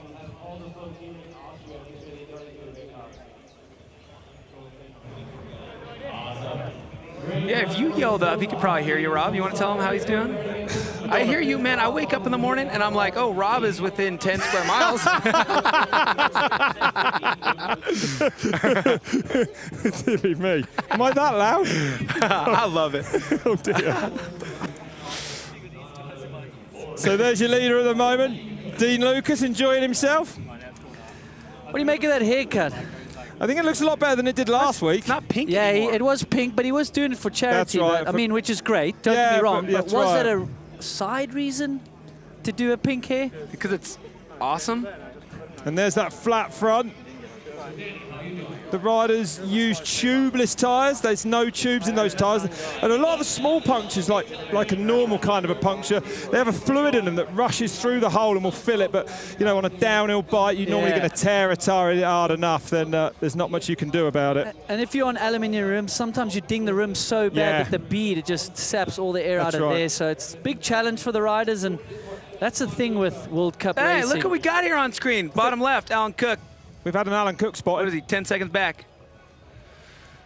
All right, so Alan Cook, he's been joining us here all week for the events, and now he's racing. But Andrew, you're the one who's got the telestrator now. What do you make of these lines? If you're racing down here trying to get a good time, what would you choose? Well, as you can see, there's an obvious outside line here, and then there's also an option, an inside line here. But the challenge is, this course we've been speaking about, there's long straights all the way down here, and you want to carry momentum. So often I'll look to go outside. So as you can see, I'll look to go around here. Well, we're just having a little malfunction with the telestrator, but that's fine. So around here, Around the go. outside, and that carries more momentum to a long straight, and we've been speaking about it all broadcast, and we will. It's like an Eminem song or something. Round the outside, round the outside. Exit speed, baby. All right, look at this. This Laurie drone Greenland. angle is insane. Oh, we're live here. This is Laurie Greenland. Oh, fast up there, look at him. So Greenland pushing it out. It was like something from Return of the Jedi watching him go through those trees there and sending it high up on that bank, which means you can see for yourself just how fast he's going. Carrying huge speed. He's 1.8 back though, so he was aggressive at the top, but Dean Lucas has done something special. I'm surprised at that from Greenland, actually, the way I saw him do that top section. Perhaps a mistake we didn't see. Big gap in there as well. An amazing rider, Laurie Greenland. Yeah, really happy that he was able to help develop that bike. New carbon DH bike for them on Mondraker. He's so excited about putting some input in. So, within touch there, 1.8, so not losing any more time. So all the damage will track for Laurie Greenland. Sprinting to the finish. Yeah, foot out on that last turn. Then here comes Greenland. He goes fourth, 1.7 back. So the gap's getting smaller here. The rider's getting faster. But Dean Lucas, I'm going to say, has laid down a scorcher there. He's taken out some big, big names. Yeah, he has. And these big, big names were on form coming off Leogang. They've done well here in the past. Laurie was fourth here last year, so we know he's on pace. Look at that, hopping in the backside. Just what the riders are sometimes able to do, Rob, which you've seen, is if there's a lot of rocks and it's very bumpy, if you can carry enough momentum and jump all of it, that's the key to this race. That's right. The holes, hitting them all those edges, definitely take pace from you. Greenland spent more time on the downhill bike this winter than ever, feeling better than ever. I mean, he's won a World Cup in the past. Don't be surprised to see him do it again this year, I would say. The man from Bristol in the UK, one of the most laid-back people you'll ever meet, till he gets on his bike. So 20 riders now to go, and this is Theo Erlangsson. Now, the South African national champion has been giving it big to the GOAT, to Greg Minnaar. I've actually seen a video of him calling him out, saying that he will destroy him in a race this year. What do you think, Andrew? I don't know. It's a big call. It's a big call. It's a big call. The South African champion races so well at home, going big. He's not scared to talk about it. Give it a good go. But I won't repeat what that video said, but he's 3 seconds back. From what I'm thinking, though, if you're going to call the GOAT out, I honestly think we should put a wager on that. I've had a word with Greg. I think we're going to put some money on the line. If you want to send me a direct message, I think $100 a race sounds pretty fair. And we'll see what Greg says about that. I think he'll take on the bet. I think he might. I think he might. But he was 16th here in Innsbruck. So, joking aside, Theo Erlangsson is a really gifted rider on the bike. Darkfest, downhill, you name it, this man can ride it. He's a youngster from South Africa, just trying to find his feet on the world stage. He's had some top 20 qualies at World Cup, but not quite sparked a result. So, 3.3 back for him. And I could promise you that he was in bed early last night. I actually drove him home from the after party for the slopestyle riders. So he said, no, I've got a race tomorrow. So he's taking it seriously. Well, you kind of have to if you're going to call out the GOAT, Greg Minnaar. You might have to start backing up some of that smack talk. Bit of pressure on his shoulders, I would say now. I don't know. You know what I mean? Greg Minnaar, he's only won 22 World Cup races. Yeah, and his podium strike, Greg, is pretty impressive. Incredible. Absolutely incredible. Good to see another fast downhiller from South Africa, though. There's not many of your needles, though, over the years, really. No, I mean, we've got some great riders, don't get me wrong, but the challenge is to be able to pull off that speed when you come over here, get the support from teams and all those sort of things. So Theo, as you see, our national sleeve, he's got some great pace. I'm honestly sometimes surprised that he doesn't show more of it, but I think sometimes we've got just less experience. The tracks are shorter. It takes a lot of time to get up to speed on these World Cup and Crankworx tracks. Absolutely. Different thing altogether. Kaya Hearn then, from Australia, this man. Still a young rider in the elite ranks. Yeah, only his second year in the elite, solid finishes, a World Cup junior winner. So we know he can do it. Just trying to find his feet here in the elite ranks. Whoa, I love that turn there. Eye onto that banking. What will the time tell us? World champion, I believe, as well. Yeah, let's have a look at the clock. Looks like he's a little bit back, carrying a bit of speed. We didn't get a split there. And again, good pace down into there as well. Yeah, you can see how patient he is, huh? Yeah, and he came into that turn a little bit tighter, actually. But sometimes a turn will just hold you up. You know, if you go out wide, it can be more difficult to drop back into the line. And he's 2.1 into the red then for Kaya Hearn, the Australian. 1.8 back at split one, so Definitely a good middle sector for him, but he's not going to challenge that time of Dean Lucas. Crosses the line in 7th place. Times are getting tighter and tighter. Only 2 seconds back and he's in 7th position. But as you said, Rob, sometimes the outside line, the racing line, it develops over the week. It gets too many holes in that sap your energy. So adjusting your lines is also key.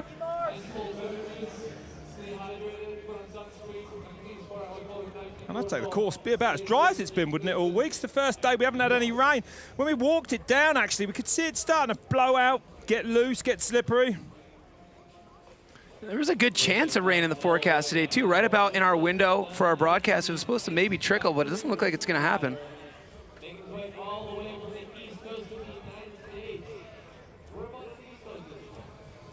A downhill bike, you can put it almost anywhere you want it. Takes everything in its stride. They're incredible, these bikes these days. So back to the top now for the American, Nico Mullally. And a man who actually had a big injury last year. Great to see him back riding and back on pace. Yeah, doing great things for the US scene of downhill, right. Building tracks, holding races.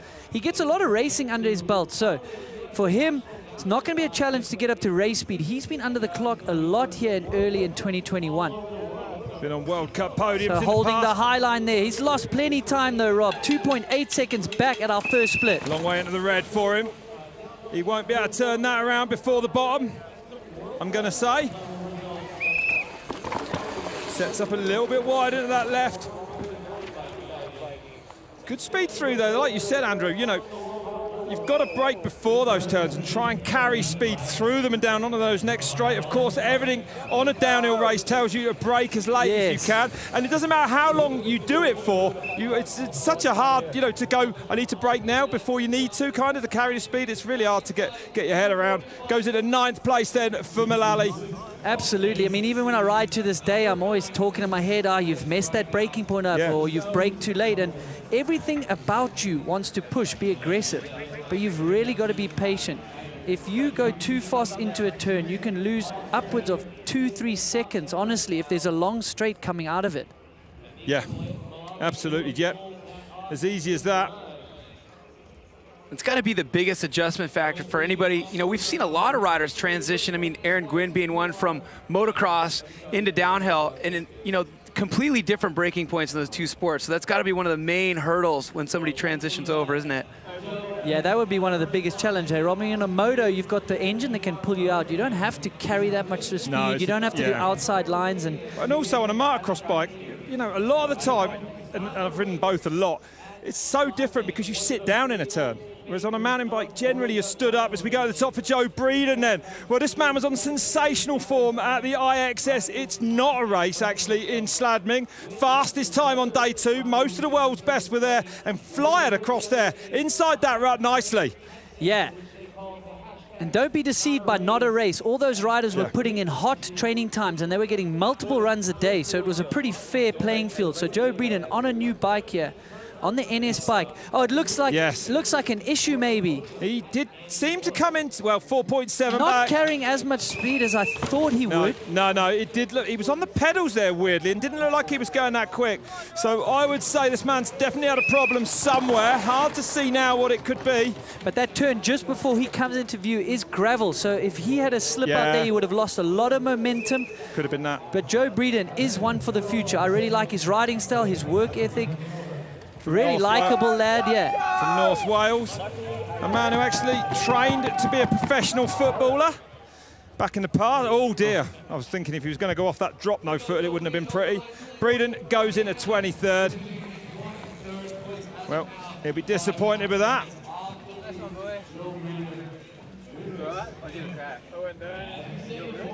And there's the top 8 at the moment. So 2.7 now separating them. And less than a second between Dean Lucas and Jacob Dixon in first and second.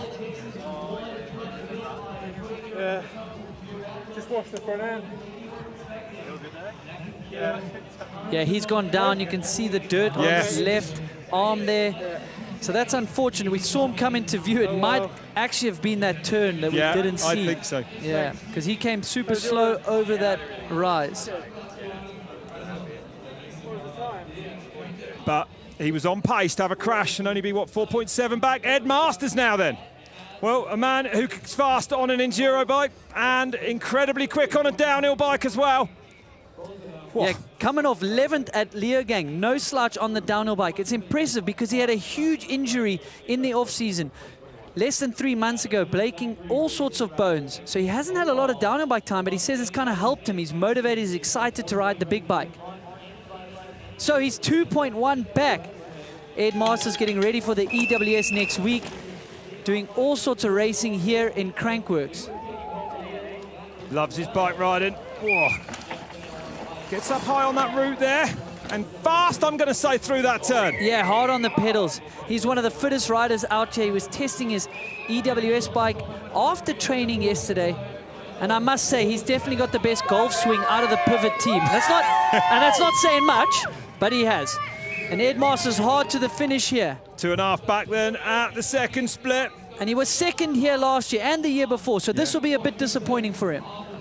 Goes into 8th, but he was in the dual final earlier in the week. Nearly, I would say he was right there. I mean, the wheel the wrong side of that pole, but it was close for him. Yeah, that was impressive. Takes the pressure off getting a medal early in the week. But he has been focusing on getting that bike set up for EWS, doing slalom. Some of the top downhillers are only doing one event this week. Yeah. So you could overhear him saying to Dean Lucas, he kept getting hung up, meaning if you mistime some of these routes, some of these jumps, those holes, the back wheel digs into them and you saps a lot of your momentum.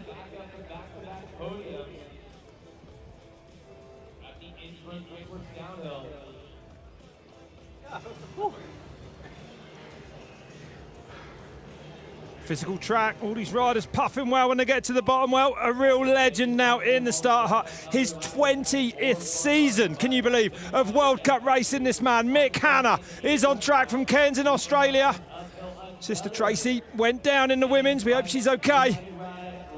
Highest finished here, second in Innsbruck. He's got many Crankworx wins, podiums. He's got a World Cup win. This man has a decorated CV. 20 years, as Rob said. That's an incredible feat in its own to just be safe. And less than half a second back then, so Mick Hanna on one. He's in touch. He's a bit like Greg Minnaar, 37 years old now, but so determined. And I think it's the puzzle of going fast that keeps him interested. Good around there as well. He is. He's honestly so motivated to get this new bike set up. He said he's still learning things after 20 years. He's on a bigger bike than he was last year. It's got a longer reach. Losing some speed, which is a surprise, because this is where Mick Hanna really excels in carrying speed. Yeah, just 0.7 though, so could be good enough for him to go into second place. So Mick Hanna flat out to the line. Where does he cross the line? Second place. Pulls some time back at the bottom. Just half a second back on Dean Lucas. That's a good run. Great run from Mick Hanna after 20 years out here. Still motivated to go fast. Still motivated to set up the bike. Wow, but Dean Lucas has a storming run.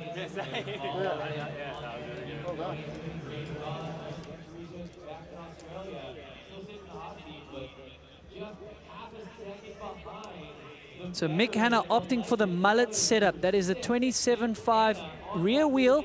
He said he's just not tall enough for a 29er at the back, but he's got a 29er up front. He says it's working well for him, and that's something we're going to see out of Troy Brosnan. And I honestly think that's such a good move for Troy, and we'll speak about him later in the show. So it must be the most popular wheel size choice at the moment in downhill, right? That big front, that smaller rear. Yeah, I mean, I think it is a really popular one, and I think riders are testing a lot of it. I'm not sure on the stats, but I mean, yeah, Loic's gone to it, Amaury Perron, a lot of the riders have gone to it, even though they're taller. So Charlie Hatton now from the UK, teammates with the injured G. Atherton. Get well, G-man. And what can he do today on the Atherton bike? So Charlie holding that inside line at the top, and that one as well. Yeah, really nice. Staying out of all the holes. And yeah, big ups to G. Atherton. We're sending well wishes if you do listen to this. Thinking about you, G. Get well soon, my man. So, and if you're wondering why these riders are just hopping so much, it's because they want to catch all the backsides, jump all the holes. He's on one. Hatton is attacking now. This looks quick, Hatton. Coming off some great speed at Leogang as well. He just didn't keep it together in the woods there, but his top speed was awesome, and this will suit him. He's green by 0.77 then. So Hatton really is putting one together. Huge run here for Hatton. Can he maintain it to the finish, Rob? Is he going to beat Dean Lucas then? So Charlie Hatton comes down to the line and goes fastest by over a second. Charlie Hatton leads in Innsbruck. Amazing run for him. That'll lift G. Atherton's spirits. Yeah, it will, and he's really been riding a momentum. I thought he would have a good run here today because he didn't show all his cards at Leogang. Look at him, he's so excited. He's been putting the work in the off-season and it's paying off. Yeah, he looked quick everywhere we saw him. Holding incredible pace to that rough terrain. Managing to hop and time those downsides perfectly. So let's look at this. So squashing, and then if you look here, he's going to... Wow! Yeah. He's actually just holding on. He's just pushing through, which is one tactic as well. It just sometimes you get the back wheel gets really bucked. That was an aggressive run. It's paid off for him. So clinical line choice from him as well. Just clipping that rock. Just clipping that rock with both wheels. Charlie Hatton from the Forester Dean will be happy with that one. 13 riders to go here at Crankworx Innsbruck. Phil Atwill now from just outside London in the UK, a man who spends a lot of his time in Greece, former World Cup podium rider, and I think you'd agree with me that one of the most skilled riders out there. Maybe a little bog there though. Yeah, he's lost some momentum. He just drifted down into that soft spot, but Phil Atwill, always incredible to watch on a bike. I think sometimes he's like an octopus. There's just legs and freaking hands going everywhere, but an incredible rider. Slow though, 3.6, as Rob mentioned. He did lose some momentum and the straights are so long here. Yeah, definitely cost him some time there. Short track this, remember, not really any room for error on it. Not with the caliber of rider we've got here today. So he's not cracked the top 10 at Innsbruck, but he came off a podium the end of last year, so he's bleeding a little bit more time, 3.8 back now. Come back from an ACL. Knee reconstruction, oh dear. Get him back on before you go off the drop, Phil. He did, and sprint into the line. 17th place for him. You can't afford any mistakes on a track like this with the caliber of riders we've got on the hill today. No, that's right. Fuck's sake. Excuse the fruity language. It's Cameron. Oh, sorry, I got something stuck in my throat. Do you need some more, Cam? It's very hot up here. My voice is dry. Did you bring eggs up here, Rob? No, I didn't, funnily enough. There's one in my bag over there, but... I was going to say, maybe that's why you're so hot all the time. Actually, they do retain heat like nothing else. Do they warm up your body? Look, let's just, I don't think this is the time for the egg topic, do you? When you're starting an egg cult, you don't want to talk about it too much, you know what I mean? An egg cult. So, jokes aside, Charlie Hatton in the hot seat. Storming run from him. And we go to Valentina Höll's teammate, Jamie Edmondson now then. So this man had an incredible end of season last year. With that 4th place in loser, ended up 11th overall in the World Cup. 19 years old, this man. Part of that new young team. What can he do here in Innsbruck? So awesome to see. Oh, jumping there. big and going inside. That is an aggressive line. You miss the holes, but you tighten up the next right, and it doesn't help for the left either. And it hasn't helped him on the clock, unfortunately. 3.6 back. Edmondson, privateer last year, but not anymore. What an incredible ride, as Rob said. 4th place in Loser World Cup, his first World Cup podium. Haven't seen much of him at the Crankworx events. From Nethy Bridge in the Cairngorms National Park. Some big mountains around there for him. 4.6 back though, so not his greatest run today, this young man. Going to see some riders pushing on those last turns, I think. Yeah, that really could be a challenge if you get too aggressive. It's gravel, it's drying up. Let's hope no one loses the front end in that turn.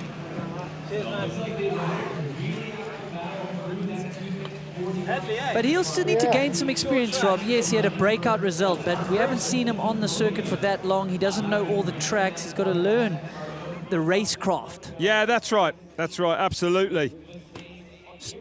You know, 19 years old. He hasn't got anything to worry about yet. Got himself a factory team ride. It'll come, I think, don't you? Absolutely. I mean, if you can show pace like that as a privateer, people are believing in you now. Let's just hope he doesn't put too much expectations on himself. Yeah. That can be a real big challenge when you move to a factory team. Well, maybe teammate Vali can teach him a thing or two about how to deal with those expectations. She's definitely the one to lean on for advice in that department. Well, Charlie Hatton leading, and here's his teammate then from Austria, Andreas Kolb. A man who had some great ride at the end of last year as well. Twice inside the top 20. Got picked up by Atherton Racing inside that nasty blown out rut there and getting a few pedal strokes on down here. I love this racing drone footage. Incredible. Into the holes there. We saw Edmondson go inside them. And he's up. He's 0.1 up. Wow, Kolb then on a run here. Wouldn't he love to do something big on home soil this afternoon? So teammate in the hot seat, but Andreas on fire here. So Team Atherton Racing with the team captain away, still managing a fire. This is awesome, paying tribute to G. Atherton. He's injured at home, but we're sending well wishes. But this is a storming run so far. And he's maintaining that lead. 700s there, nothing in it. Absolutely nothing. Gets the foot out there, pushes the front a little bit. So Kolb trying harder as he comes down. He's a little bit late on the turn. Here we come then. And he goes fastest by 0.32. Kolb now your leader. Huge run in front of home crowd here. Andreas Kolb into the hot seat. Kicks out his teammate, Charlie Hatton. They're doing some riding practice together. Put a smile on G's face. He could use a smile right now. Yeah. That's one thing you can do when you don't have a qualifier. If you've got a teammate and you trust each other, you can potentially do runs together and get yourself up to speed. Looks like they've been doing that all week. And of course, you know, new bike as well, remember, they manufactured that from the ground up, improving it all the time. Looks like they got it working now here. Very kind of different design on it. 3D printed titanium lugs, carbon fiber tubes between them, custom built to however you want. They can turn around prototypes quicker than anyone else, I think. Yeah, so you can get a bike size, bike size to match your riding style, your technique. I think that's quite key. And all the development looking like it's finally paying off. I knew you were pretty much on the same pace. Yeah. I said to them, possible. Our GoPros, I say, and they were the same. And there you hear it. It sounds like they were riding together and expected to be on the same pace. So there you have it. Andreas Kolb, there he is in the lead. Wow, Charlie Hatton, he's in second and only 1.4 separating the top three, Rob. Yeah, nothing in it.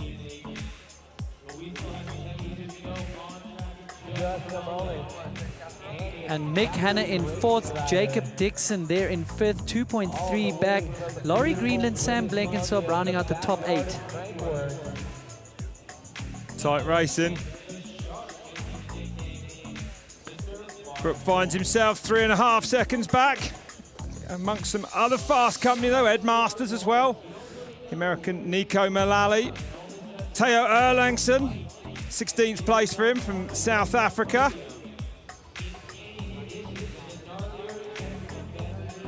Jamie Edmondson just been in action in there with Magnus Manson.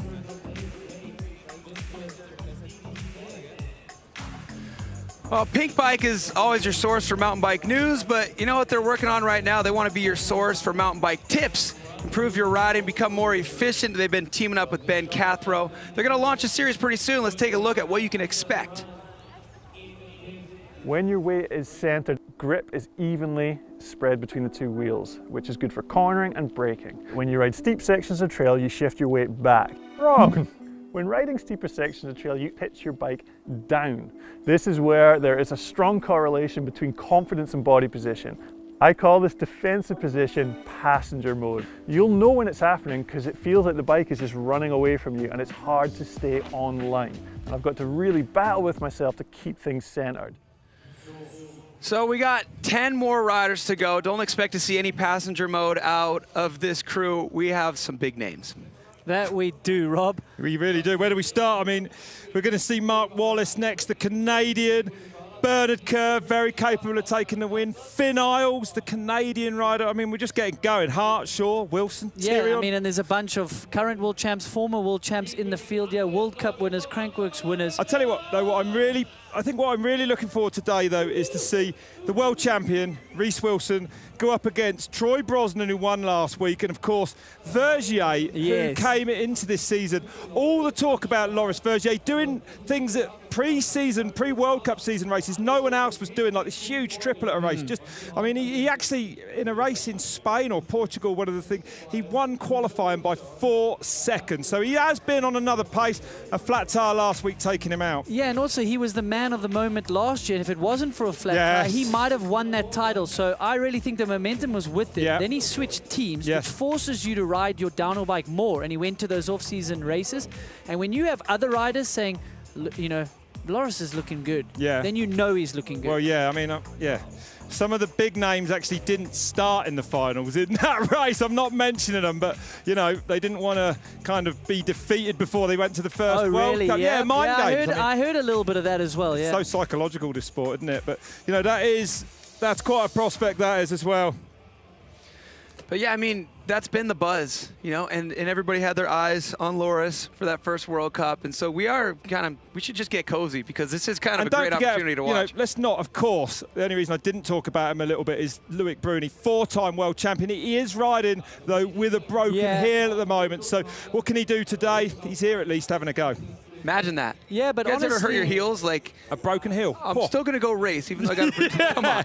You know what's interesting, though? He says it's not really bothering him here. I wanted to chat him, and I was like, wanting to try get that inside info. It's got to be bothering you a little bit. But he didn't want to let me know about it, or he's just forcing himself to deal with it. But he said it's not really bothering him at all. So we'll see. Well, you know, it's an excuse there if he wants it. But Bruni, that's one of the reasons. It, eh? No, I love him. He's so honest. He's, you know, that's why he's perhaps part of his success as well. So, Andrew, you've been breaking down line choices with that telestrator. That was fun. I learned something. Get back on your little video game here and teach us something. Well, Rob and I have been talking about it a lot. So earlier in the week, this line here on the outside was great because you could set up and then go left. You could set up high and go left. However, the challenge is that line is so beat up and it's been pushed so wide that you're going to hit that tree potentially. So riders are going to have to adjust and set up wide and then cut inside here, even though it tightens up this left line. And there you have it. So a lot of adjustment on the fly. Sometimes they have to check those lines, even on race morning. There's a few lines you've just got to make yourself aware that, hey, I need to change my line now and adapt. And of course, you know, these later riders, there's been a lot of riders down the track now since they last saw the course. And when it's soft like this, and a fair bit of this track's got some loam on it still, you know, those parts of the track will change before these lads get to see it. But that's part of downhill racing. You've got to adapt. Yeah, Very hard to have a perfect run. I don't remember it ever being on exactly where I was said I was going to be all the way down. No, you've got to adapt, and you've also got to just know that you might make a mistake and forget about it. That's why we never won anything, Needles. Yeah, exactly. So those, because we didn't have a perfect one. Yeah, we would have if we had perfect. You did, though. Those final 10 riders dropping in soon. And like you say, everything's got to be perfect. The track is changing. Let's see what the run looked like, the one that's the top time of the day so far. We've got a couple minutes to kill right here, so let's take a look at our hot seat lap right now from Austria's Andreas Kolb. So look how hard he's pumping some of these backsides. I want you guys to make note of that. Whoa. Yeah, he's really using these backsides and not sapping any momentum. And why do the riders hop like that, Needles? Like, why are we seeing him just pick the bike up and put it down again? Yeah, if you don't, you end up hitting a bump and then you jump too far and your bike's in the air and you often land in a really bad hole or something like that. So they're dictating which hole to hit or which backside to pump for momentum. And the pumping of these backsides, landing accurately. It can even be just as small as a tree root, but of course, if you pump it hard enough, it propels you forwards, and that is a big part of this track, I would say, today, looking at it. Especially, you know, it's not the steepest track, so that perhaps coming into play even more, but Kolb has laid down a great run. Wouldn't he like to take the win out? The Austrian in Innsbruck. 2:41, the time to beat. And 10 very fast riders at the top that might be able to do it.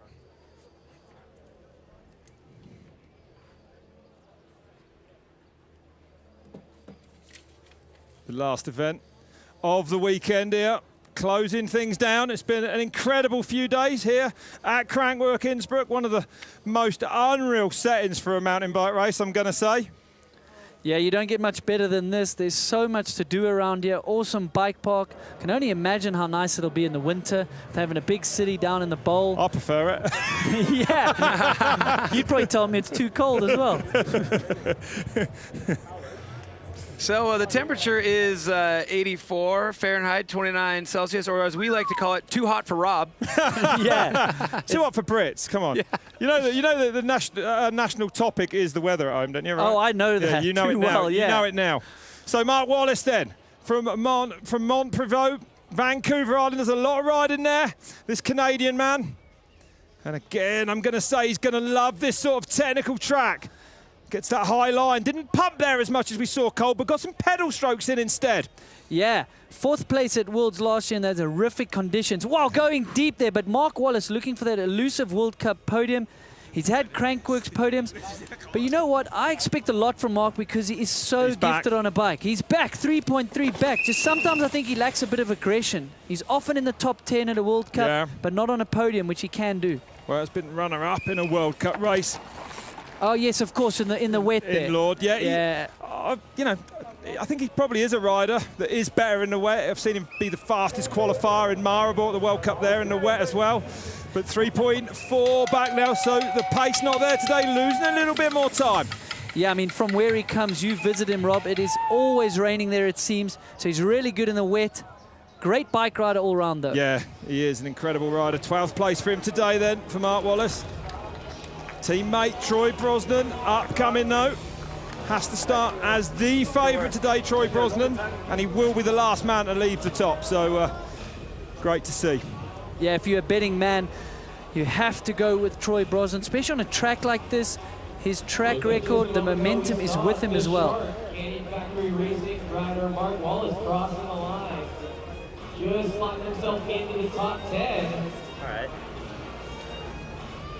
Nice work. You're going to be good all week. Nice work, he says to Andreas Cole. Friendly Canadian. Yeah, they generally are. Go figure. What would you guys talk about if it wasn't the weather? I guess you can talk about COVID in UK now. Apparently eggs. So talk about tires, I guess. Here's what Bernard Kerr's running. 28 in the front of that DHF, 24 in the rear. Bernard Kerr then. Another incredible bike rider. I expect this to be an all-out, aggressive, dynamic run from this man. Yeah, high there. Yeah, really high there. He's talking about how good he feels on track. We were joking about in Salem, but all jokes aside, he's an incredible rider carrying good speed. This will be a good track for him. He's trained harder than ever. Yeah, that's what he told me. Oh, big mistake from there. Oh, it's all done for him. Bernard Kerr. Too aggressive there, missing his breaking point. It's over for Bernard Kerr then. So more disappointment for him. 15th last week, but he wanted way more. So Bernard's going to have to wait till the next race to show what speed he's got in 2021. The winner of Red Bull Hardline back in 2016, of course. That will be back on Red Bull TV live in the end of July the 24th, 25th weekend. So Bernard Kerr, rider and owner manager of that Pivot Cycles factory team. No idea how he fits everything into a day. No, well, he starts his day at about 4 a.m. and finishes it at about 3 a.m. the next morning. No shortage of energy, this guy. There's the hole from Will Smith. He was 1.4 back near that split as well. So Andreas Kolb has a storming run going. So there you have it. He didn't hop into the backside, kind of got bucked, and he just lost his breaking point. Game over right there. Tried. It's the world of downhill. It is mostly disappointment, I must say. There's only one winner. It is a fickle sport. You've only got that one chance, Rob. I always look at sports and I'm like, I feel like you can make some mistakes and get a pretty good result, but not in downhill. This will be a fast run then from Whistler in Canada. Finn Isles, specialised team. Teammate with four-time world champion Loic Bruni, the Canadian national champion. What can Finn Isles do here today then? Multiple Crankworx podiums. Finn Isles burst onto the scene actually in Whistler at these Crankworx events, grew up. Wow. He ran that rut all the way around the outside, it looked like to me. Yeah, choosing to go through the soft dirt there. Finn Isles. multiple World Cup podiums, multiple Crankworx podiums, second in Road to Ruhr in 2019. Can he get that elusive Crankworx win here in the elite? He's a rider that puts it all out there every race run. Sometimes it pays off, sometimes it doesn't. Inside line there for him, carrying decent pace. But how much is he wanting to get out of Loic Bruni's shadow? Well, it won't be long, I don't think, before we see Finn win a World Cup. And he's up! Nearly a second into the green, so it's massive run then from Isles. He's up, 0.8 up. He just needs to keep it on 2 wheels here. He can take the hot seat here, Rob. Still just 22 years old, then this man gets hard on the pedals down the line. Finn Isles goes fastest by 0.78. Well, Kolb now taken down to second place, but the margin, I'm going to say, is big on this track. Nearly a second. That is a big margin, but we've still got some heavy hitters to go, Rob. What a run. So things hotting up here in Innsbruck. Kolb now relegated to second. Finn Isles just taking the lead. So much promise, this young man. Yeah, he's battled with consistency, but he's been putting a lot of race runs together without crashes, and I think that's going to help him. That's going to help that confidence. He's figuring out that racecraft. We always forget how young he is for how accomplished he is. Actually, just 21 years old, 22 in August, so, you know, a big future ahead of him. Still going to sort of say finding his feet a little bit, just finding the right pace at World Cup level. There's not that many opportunities a year for these guys. Well, we've got 5 races this year, you know, and it's done again. Yeah, there's not a lot of opportunity. And you know what? If he's got the pace, that's the main thing you need, and then you just got to figure it out. But speaking of pace, multiple former world champion, Danny Hart, each time he is lined up in Innsbruck, he has won this event. 2 times. So Danny Hart. Yeah. Wow, we know we can have a big run from him. Strap yourself in. Get those seatbelts on. This could be a wild ride. And look at him just picking it up and pumping down to wherever he wanted. Going deep and going inside as well. One of the raddest riders on the planet, this man. New team for him this year, but he's 2.9 into the red. So perhaps a mistake we didn't see then from Danny Hart somewhere. Yeah, and his wins were on the old track. There's a new track here. It's a different part of the hill. So Danny Hart trying to get to grips with this new track here, new bike. I think it's awesome to see him land on his feet there, moving away from his former team kind of before the season had ended. I think that hurt his chances last year, Rob. Yeah, definitely affected him. 3.5 back now. 6 last week, so nearly on the podium in Leogang. But we're going to see big things, I think, from Danny Hart this year as we progress through the season. He crosses the line in 8th place, nearly 4 seconds back. Yeah, potentially not a course that can suit that aggression. He's a rider that can lay it all on the line. He does well in the wet, he does well in the steep, he does well when it's rough. The old track, I would say, was steeper, more raw. This one is more about carrying speed and being just critically perfect. Yeah, absolutely. You're dead right. It's a slightly different track, really, to some of the steeper ones we've seen. But that doesn't make it any easier to ride. In many ways, it makes it harder to ride. And as you say, any mistakes will be punished. Yeah, Cam, we've spoken about it. Sometimes a course that's easy to ride is harder to ride fast. Absolutely, you know? Yeah. I mean, just watch, when we get to Whistler most years, watching people try to ride the most popular trail in the world, but to race it is so incredibly difficult. Racing A-line in that air downhill. So Lucas Shaw then, from the United States of America, 23 pound in that front tire, 26 in the back. And we'll tell you why these riders run their rear tires a little bit harder than the front in a moment as we watch Lucas Shaw now attack Crankworx Innsbruck. We've not seen him at this race in Innsbruck before. Lucas Shaw kind of returning to form, Rob. I'm really expecting a lot out of this rider. He's qualified fastest at World Cups. He's had an incredible race career so far, but he was a little bit lackluster in 2019 and 2020. That's right. Difficult year for everyone last year. Still finished 10th overall in the World Cup. Finds himself over 2 seconds back here, though. And of course, you know, a man coming back from horrific, or what could have been a lot worse, but he did break his back pre-season in that with that mechanical problem, just locking up the rear wheel and sending him over. Frightening looking crash. Yeah, horrific looking crash. So teammates to the GOAT, Greg Menard, Lucas Shaw, bouncing back from injury. Gaining a little bit of time there, 1.8 back. So Lucas Shaw looking to gain some form here as the 2021 season progresses. And that's interesting. There is a little bit of time then to be made between splits 1 and 2. Shaw goes in at 4th, 2.2 back. Yeah, the race is not over once we see them at that first split. If you can ride a smart, fast race down the bottom, you can make up some time.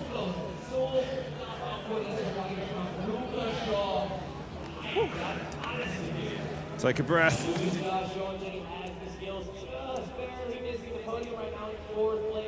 Fast through there, right on the edge of the woodwork, using every inch of it. Yeah, laying it all on the line where Bernard made his mistake there. Lucas Shaw, one of the nicest guys in the pits. If you ever do come to a race, make sure you go and say hello. And a man who won't mind being stuck in Europe for longer than he should, of course. Girlfriend is Jolanda Neff, one of the best female cross-country riders on the planet, living in Switzerland. And she's also just announced an injury, shame, with her hand. She's had a rough go at it as well. She actually crashed at the last World Cup. In the race, right? In the race, and rode the last 2 laps in tears. So Finn Isles holding on to that hot seat for the moment. We caught up with him earlier, and here's what he had to say. Because last year was such a write-off, it was really hard to get to any races, especially being from Canada, because we had pretty strict quarantine rules. I've only done 1 race in the last, I'd say, almost 8-9 months. I just have to trust that the stuff that I've been doing at home to sort of prepare myself mentally and physically for the racing will work. Nobody really knows who's fast and where, and on race day it's going to be really exciting. So, the reigning world champion, Reece Wilson, in the start hut. What can he do here today? Finn Isles' time is a good one. Can Reece Wilson make any inroads on it? So backs up that world champs win with a 4th place in Leogang. Yeah. He was so relieved to get rid of all those keyboard warriors, but Reece Wilson, wow, he can carry some good speed as well. I saw him riding flats. I want to talk about it, not here, but in Leogang. So it's awesome to see he's a guy that really strategizes his race runs. He thinks about it. He thinks about how he's going to get his fastest race run. And if that means practicing on flats for a few runs to get a gauge of speed, he does that. I like the fact that, you know, he's up there in Scotland. Doesn't make a lot of song and dance in the winter. There's not a lot of chat coming out of him, getting on with it. But as you say, clearly prepared for that World Cup race last week with that brilliant 4th place. A 2nd back today, though. 1.1 into the red for Reece Wilson. So a little bit back, but he's hard on the pedals. He's new to Innsbruck, so he hasn't put a time run down on this course. So he's within touch here. But all these riders having an amazing week's practice. Plenty of track time for him. So new bike for him this year. Says he likes it, he's getting on with it well. 1.3 back, so he bleeds a little bit of time there. Finn Isles has done a great run here then. The world champion isn't going to be able to match him today. Reece Wilson to the line, and he goes into 4th place, 1.3 back. So a respectable ride for Reece Wilson. First time here at this Innsbruck track. And just 4 riders left now at the top. It doesn't really get any better than this race, fans. Brosnan, Bruni, Vergier, and the next rider you're going to see, Remy Thirion, who on his day can mix it with the best in the world. Yeah, Remy Thirion was so good to see ride at Leogang. He's incredible when it gets steep, when it gets gnarly. He's one of the best riders to watch and take lessons from. So Reece Wilson looking good there in the Stars and Stripes. Our current world champ coming off a 4th in Leogang. A few different lines down through those stumps there, interesting to see. Yeah, he chose to go over the one stump and kind of jump next to the other one, and some guys are going round, keeping the wheels on the ground and trying to push for some momentum. And if you watched the women's race earlier and saw Tracy Hannah crash out, she's just told me actually that she's okay, just suffering with a bit of a sore knee. So good news there for Tracy Hannah. There's your world champion. And there's the man leading, Finn Isles at the moment, 2:40.5 the time to beat. Big margin actually back to 2nd place for Kolb. Hatton, Wilson, Lucas Shaw, your top 5 at the moment. But 4 very, very fast riders left at the top. Well, news for the Canadian race fans who are cheering on Finn right now, hoping he holds it down. It sounds like Jackson Goldstone, another young racer out of BC, was able to win the junior category here today, which is really cool to see. Yeah, another rider for the future. If he can focus on racing, and we do get him to focus on racing, he'll be a real force to be reckoned with. But he can ride all bikes. We saw him in speed and style and all that as well. So new team for this man in 2021 after, I believe it was 9 years on Common Cell. Team Giant picked up Remy Thirion. What can he do here today? So new bike, new motivation. Remy Thirion says things are all good. He's enjoying the track. He's always all smiles. Most of our favorite Frenchman, Remy Thirion, Yes, he's known for steeper tracks, but that doesn't mean he can't perform here today. Winner of a World Cup all the way back in 2013, carrying great speed across there though. Finding himself 2.5 back though. Yeah, a little bit back for him, but like we said, we expect him to maybe do better on the steeper tracks. Yeah. He is new to Innsbruck as well, so maybe taking a little bit longer to get used to this track and what the race speed is. And of course, steeper tracks, he does perform well. He did last week, right into the top 10 at the first World Cup race there. Yeah, 8th for him last week. Great start to the season. Bleeding some more time there. He's 3.2 back. Oh, getting really tight. Looking like he wanted to get inside on the grass there. A real clever rider, Remy Thirion. Very often see him taking different lines to everyone else. 3.8 back today, though. Season go 10th.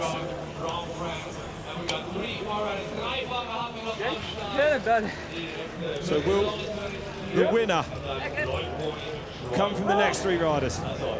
Or will it be Finn Isles? That's it, we're right now at the sharp end. Vergier, Bruni, Brosnan. As we look at Remy Thirion. Didn't see him do a lot wrong. Clock told a different story though. Speaking of Mick Anna, look at that straight over the top of that stump. Speaking of Mick Anna as well, he said, you know, perhaps the days of being smooth are gone now. You've got to ride right on the edge, and some of those riders will get down, and that is what we're seeing with a lot of the new younger riders coming in. Kind of across all disciplines, it's kind of the way it is right now, yeah, isn't it? that's right. I would agree. The guys in slopestyle, they're picking their best run. They got 2 chances, and here in downhill, yes, you've only got 1 chance, but if you want to go for the win, it's not getting down cleanly anymore. No. There was a day when you could just hit all your lines, be quite aggressive, but you could ride at 95% in some sections. There is no ways you can do that anymore. And Amaury Piron was one of those guys that visually shows you that. Yeah. Slow-mo close-up look here at our top run so far from Finn Isles. With just 3 more riders to go.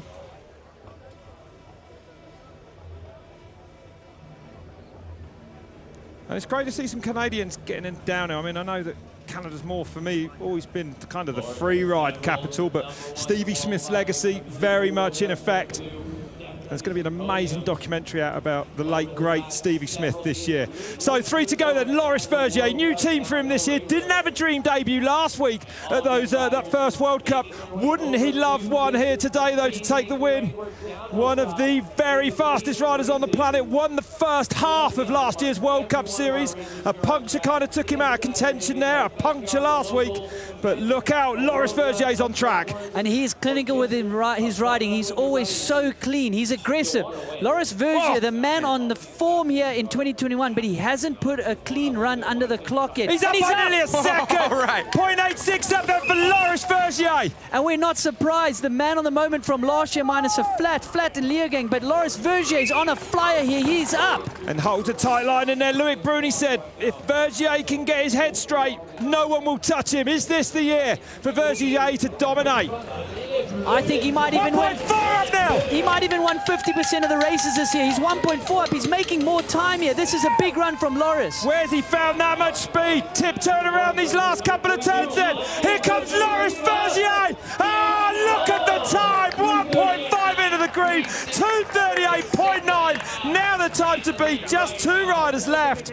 Will that be enough today? And there you have it, Loris Vergier. We knew how fast he was riding in 2021. He's just shown us his first clean run under the clock. He slots into the hot seat. New team, new bike. Great to see him. It's just the pace that he carries and how easily he makes it look. But look how patient he is. In that his rut braking there. was perfect, and then he had his eyes looking outside, and he committed to that turn. There was no hesitation. And he didn't bother setting up wide there. He kind of just chucked it onto that inside rut. But he knew it would hold him, and his corner speed was phenomenal. Straight line speed as well. Loris Vergier, so fast. So clearly, new bike working for him, new team, motivation, all coming together here in Innsbruck Crankworx. Fast around that big long left-hander as well.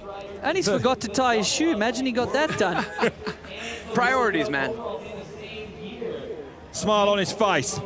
He'll be relieved, man. With all the hype, changing teams, you want to show that new team, you still got it. The pace very much there for that man. So, Loic Bruni, next rider in the gate. We caught up with him earlier.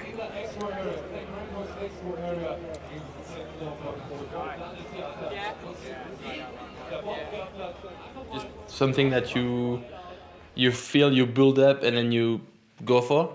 And of course, we don't have points overall and whatever involved, and that's what makes it cool. You know, you just go for the win or don't go. So you just send it full gas down the hill, and whatever happens is good. But I'm not going down Sunday to be second for sure.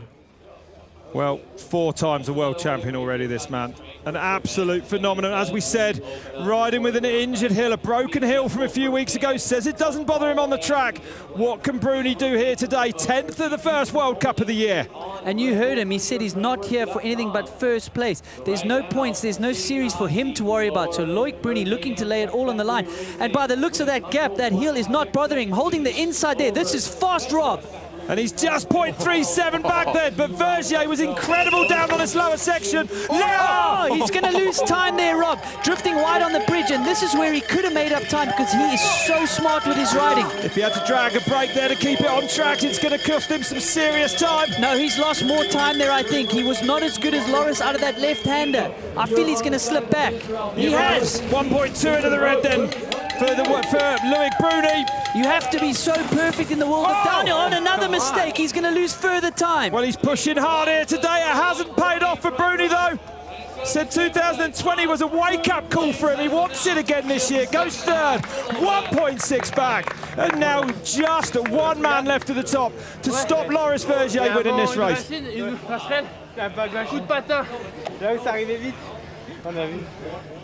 Can we get a translator in the booth? And there you have it. There you have it. I think he said, I just grabbed brakes on that bridge. He was showing his finger. I didn't understand it all, but here it's going to come. So, looking fast, within touch here. Getting bucked and missing his braking point. He ran wide there and he definitely had to tap the brake. Man, Rob, you have to be so perfect. Yeah. And he did mention he lacked focus in 2020. He was visually frustrated. Yeah. But he's the guy. He'll tell you that. But then he did go and get a win to end the season. So he was back with a vengeance at the end of 20. But now again, lost a little bit of focus there. He should know that he's going to run wide there if he doesn't brake coming in. I think Bruni's a rider that rides on passion as well. Like a lot of the riders, I think he was probably really... It just was different last year without the fans. Thank goodness we got some fans back here in Innsbruck this weekend. It's great to see the world slowly returning back to normal. But yeah, it was a difficult season for him. Yeah, you would know, Cam, like you lift your game. Those slope styles you used to do, downhills are, well, a long time for us. But I mean, when there's crowds cheering, you want to go as fast as you can. It's an element, right? It's an element, and I think the top guys battle the most. Sometimes the guys that aren't expected to do well, they cave under pressure, under fans, etc. One rider left then at the top of the mountain now. It's going to be Troy Brosnan that you're going to see next. A man who won qualifying last week at that World Cup race in Leogang by nearly 7 seconds. He then went on to take the win, coming back from 2 seconds down at split one. Brosnan, this could be his year.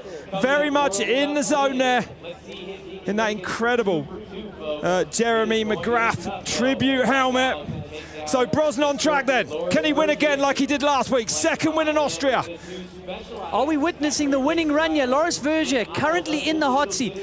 Troy Brosnan has found that extra race speed. He was always the most consistent rider. 6 times third in the World Cup, but he has won so many Crankworx events. He can step it up when it comes to Crankworx. So Brosnan looking quick. I think he might be within touch. Oh, 0.65 back.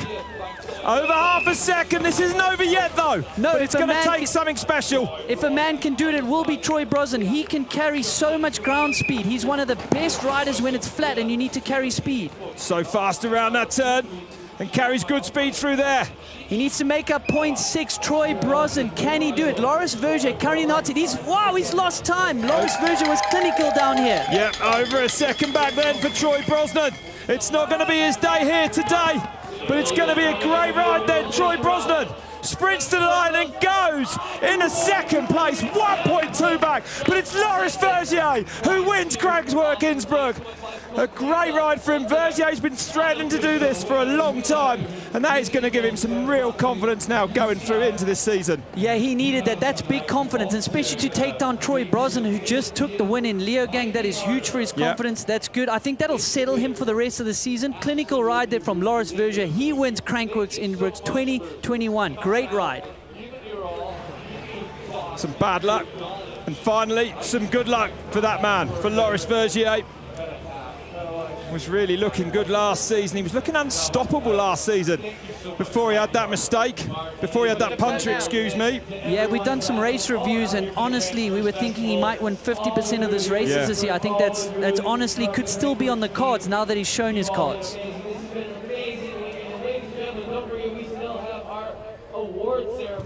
So, very, very close there for Troy Brosnan. Let's take a look back at this run. Clinical run. So Troy also opting for that inside line, but it's tough for us to see. But sometimes if you hesitate and you just drag that rear brake just a fraction, you can lose half a second just in that next few yards of the track. You've got to be seamless on a track like this, right? You know what I mean? Exactly. You've got to be seamless. So we said you need to be aggressive. You need to ride 110%. But this track here, you really need to be perfect. We saw it with Loic. He made a mistake, lost a second. Troy, if you just drag your brakes in the wrong turn, it's over. Yeah, that's right. It's crazy that it needs to be so perfect, and you're inches from death. All right, well, not fast enough for Troy Brosnan. Loris Vergier taking the win. Here's a look at our final standings, Rob. Yeah, great to see it. 1.2, a fair margin, I'm going to say that, for the win. Finn Isles, 1.5 off the win. Close to Troy Brosnan, though. Bruni still riding with that injury. Really packed in there, though, those first four riders. A little bit mal back, 0.7 back to Andreas Kolb, the top Austrian here. But, yeah, a great race.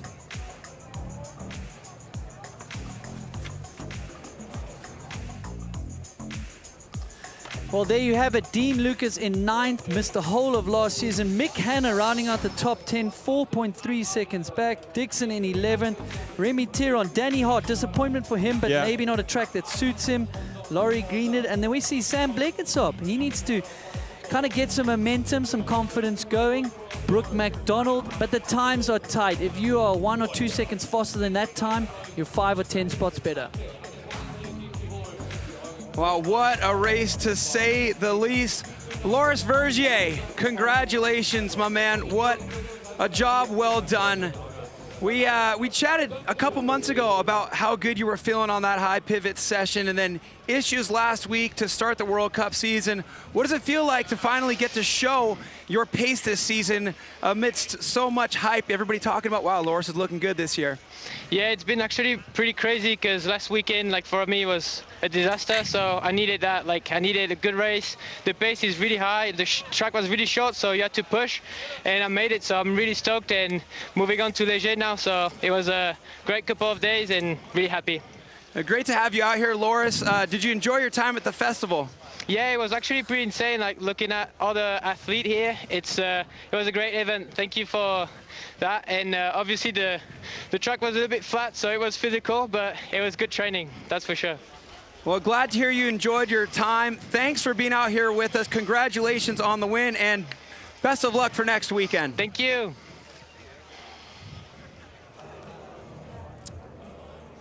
Well, what a great afternoon we've had. Some amazing racing. Been brilliant. This my first ever Crankworx Downhill. I've thoroughly enjoyed it. Great to see some of the world's best in action, huh? Yeah, thanks for joining us. That was incredible. But Vergier, clearly fit as well. It is a physical track. It's flat.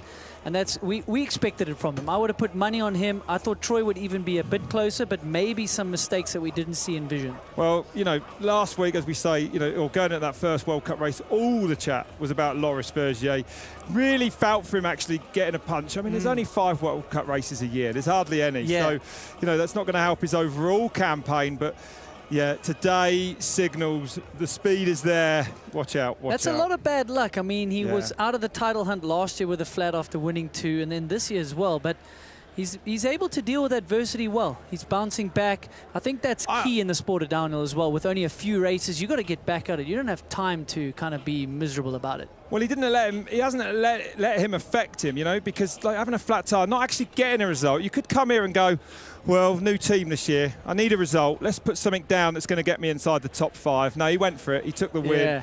And that's what Bruni's been saying. If Vergier gets the mental strength, if he can put that right, then the man's going to be hard to beat. He just proved it. The Deuter Downhill Innsbruck was a heck of a ride, and a local Innsbruckian who knows a thing or two about Deuter, Gabriel Widmer. Let's check in with him. I really like the vibes here. Everyone just keeps smiling, and I just love it here. So good. Now I'm finally done forever with school. It was a really hard journey to get the A-level exam, so it was really hard. The stress level is completely gone. I'm feeling so free, and I can finally focus on riding, on World Cup racing. So it's so good to finally be out of school. To celebrate this one, I'm doing the part 2 of Late for School, the last one.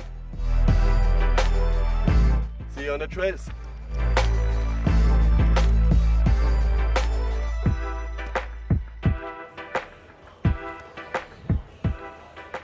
Well, year after year, Andrew, we don't miss Crankworx stops. What keeps you coming back? Well, why wouldn't I love it? The best riders on all disciplines, all coming together and having a festival. And obviously I love the downhill, but it's just a great all-round vibe. Rob, for you, your first Crankworx event, what's the takeaway? Right there, the slope style. I mean, I spent all afternoon yesterday actually under the ramps watching the riders. Like I said earlier, I just can't get my head around what they do in the air and how they actually manage to get everything back together to land. Like to ride under pressure and deliver that, it's just incredible. See different riders of a different discipline that are every bit, you know, they spend every bit as much time, if not more, as all the top racers that I'm used to dealing with. So that really, really opened my eyes. It was amazing. It blows my mind because I think back to 2003 when I did my first slopestyle contest in Whistler on the Boneyard.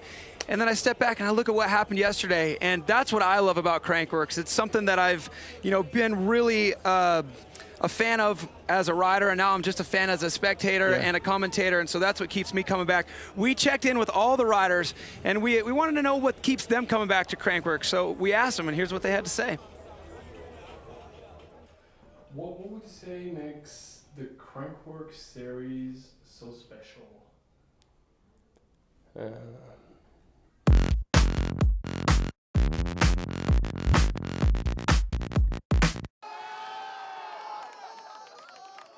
Crankworx is the biggest stage for our sport. I feel like it's the heart of mountain biking. It's like the Olympic Games of mountain biking. The amount of different events that they have going on all at the same time. Get to do a lot of racing that you normally wouldn't do. All the combination, it's just a unique event. I love that about it. I think the vibe around this is so good. So different to World Cup racing. It's just like fun event where I want to win. But at the same time, it's so chill. Yeah, just take it as enjoyment. It's a crazy thing to be involved in. And being able to showcase different talents and different ways of riding a bike. Crankworx knows how to put all the pieces of mountain biking love together and brings it all into one place.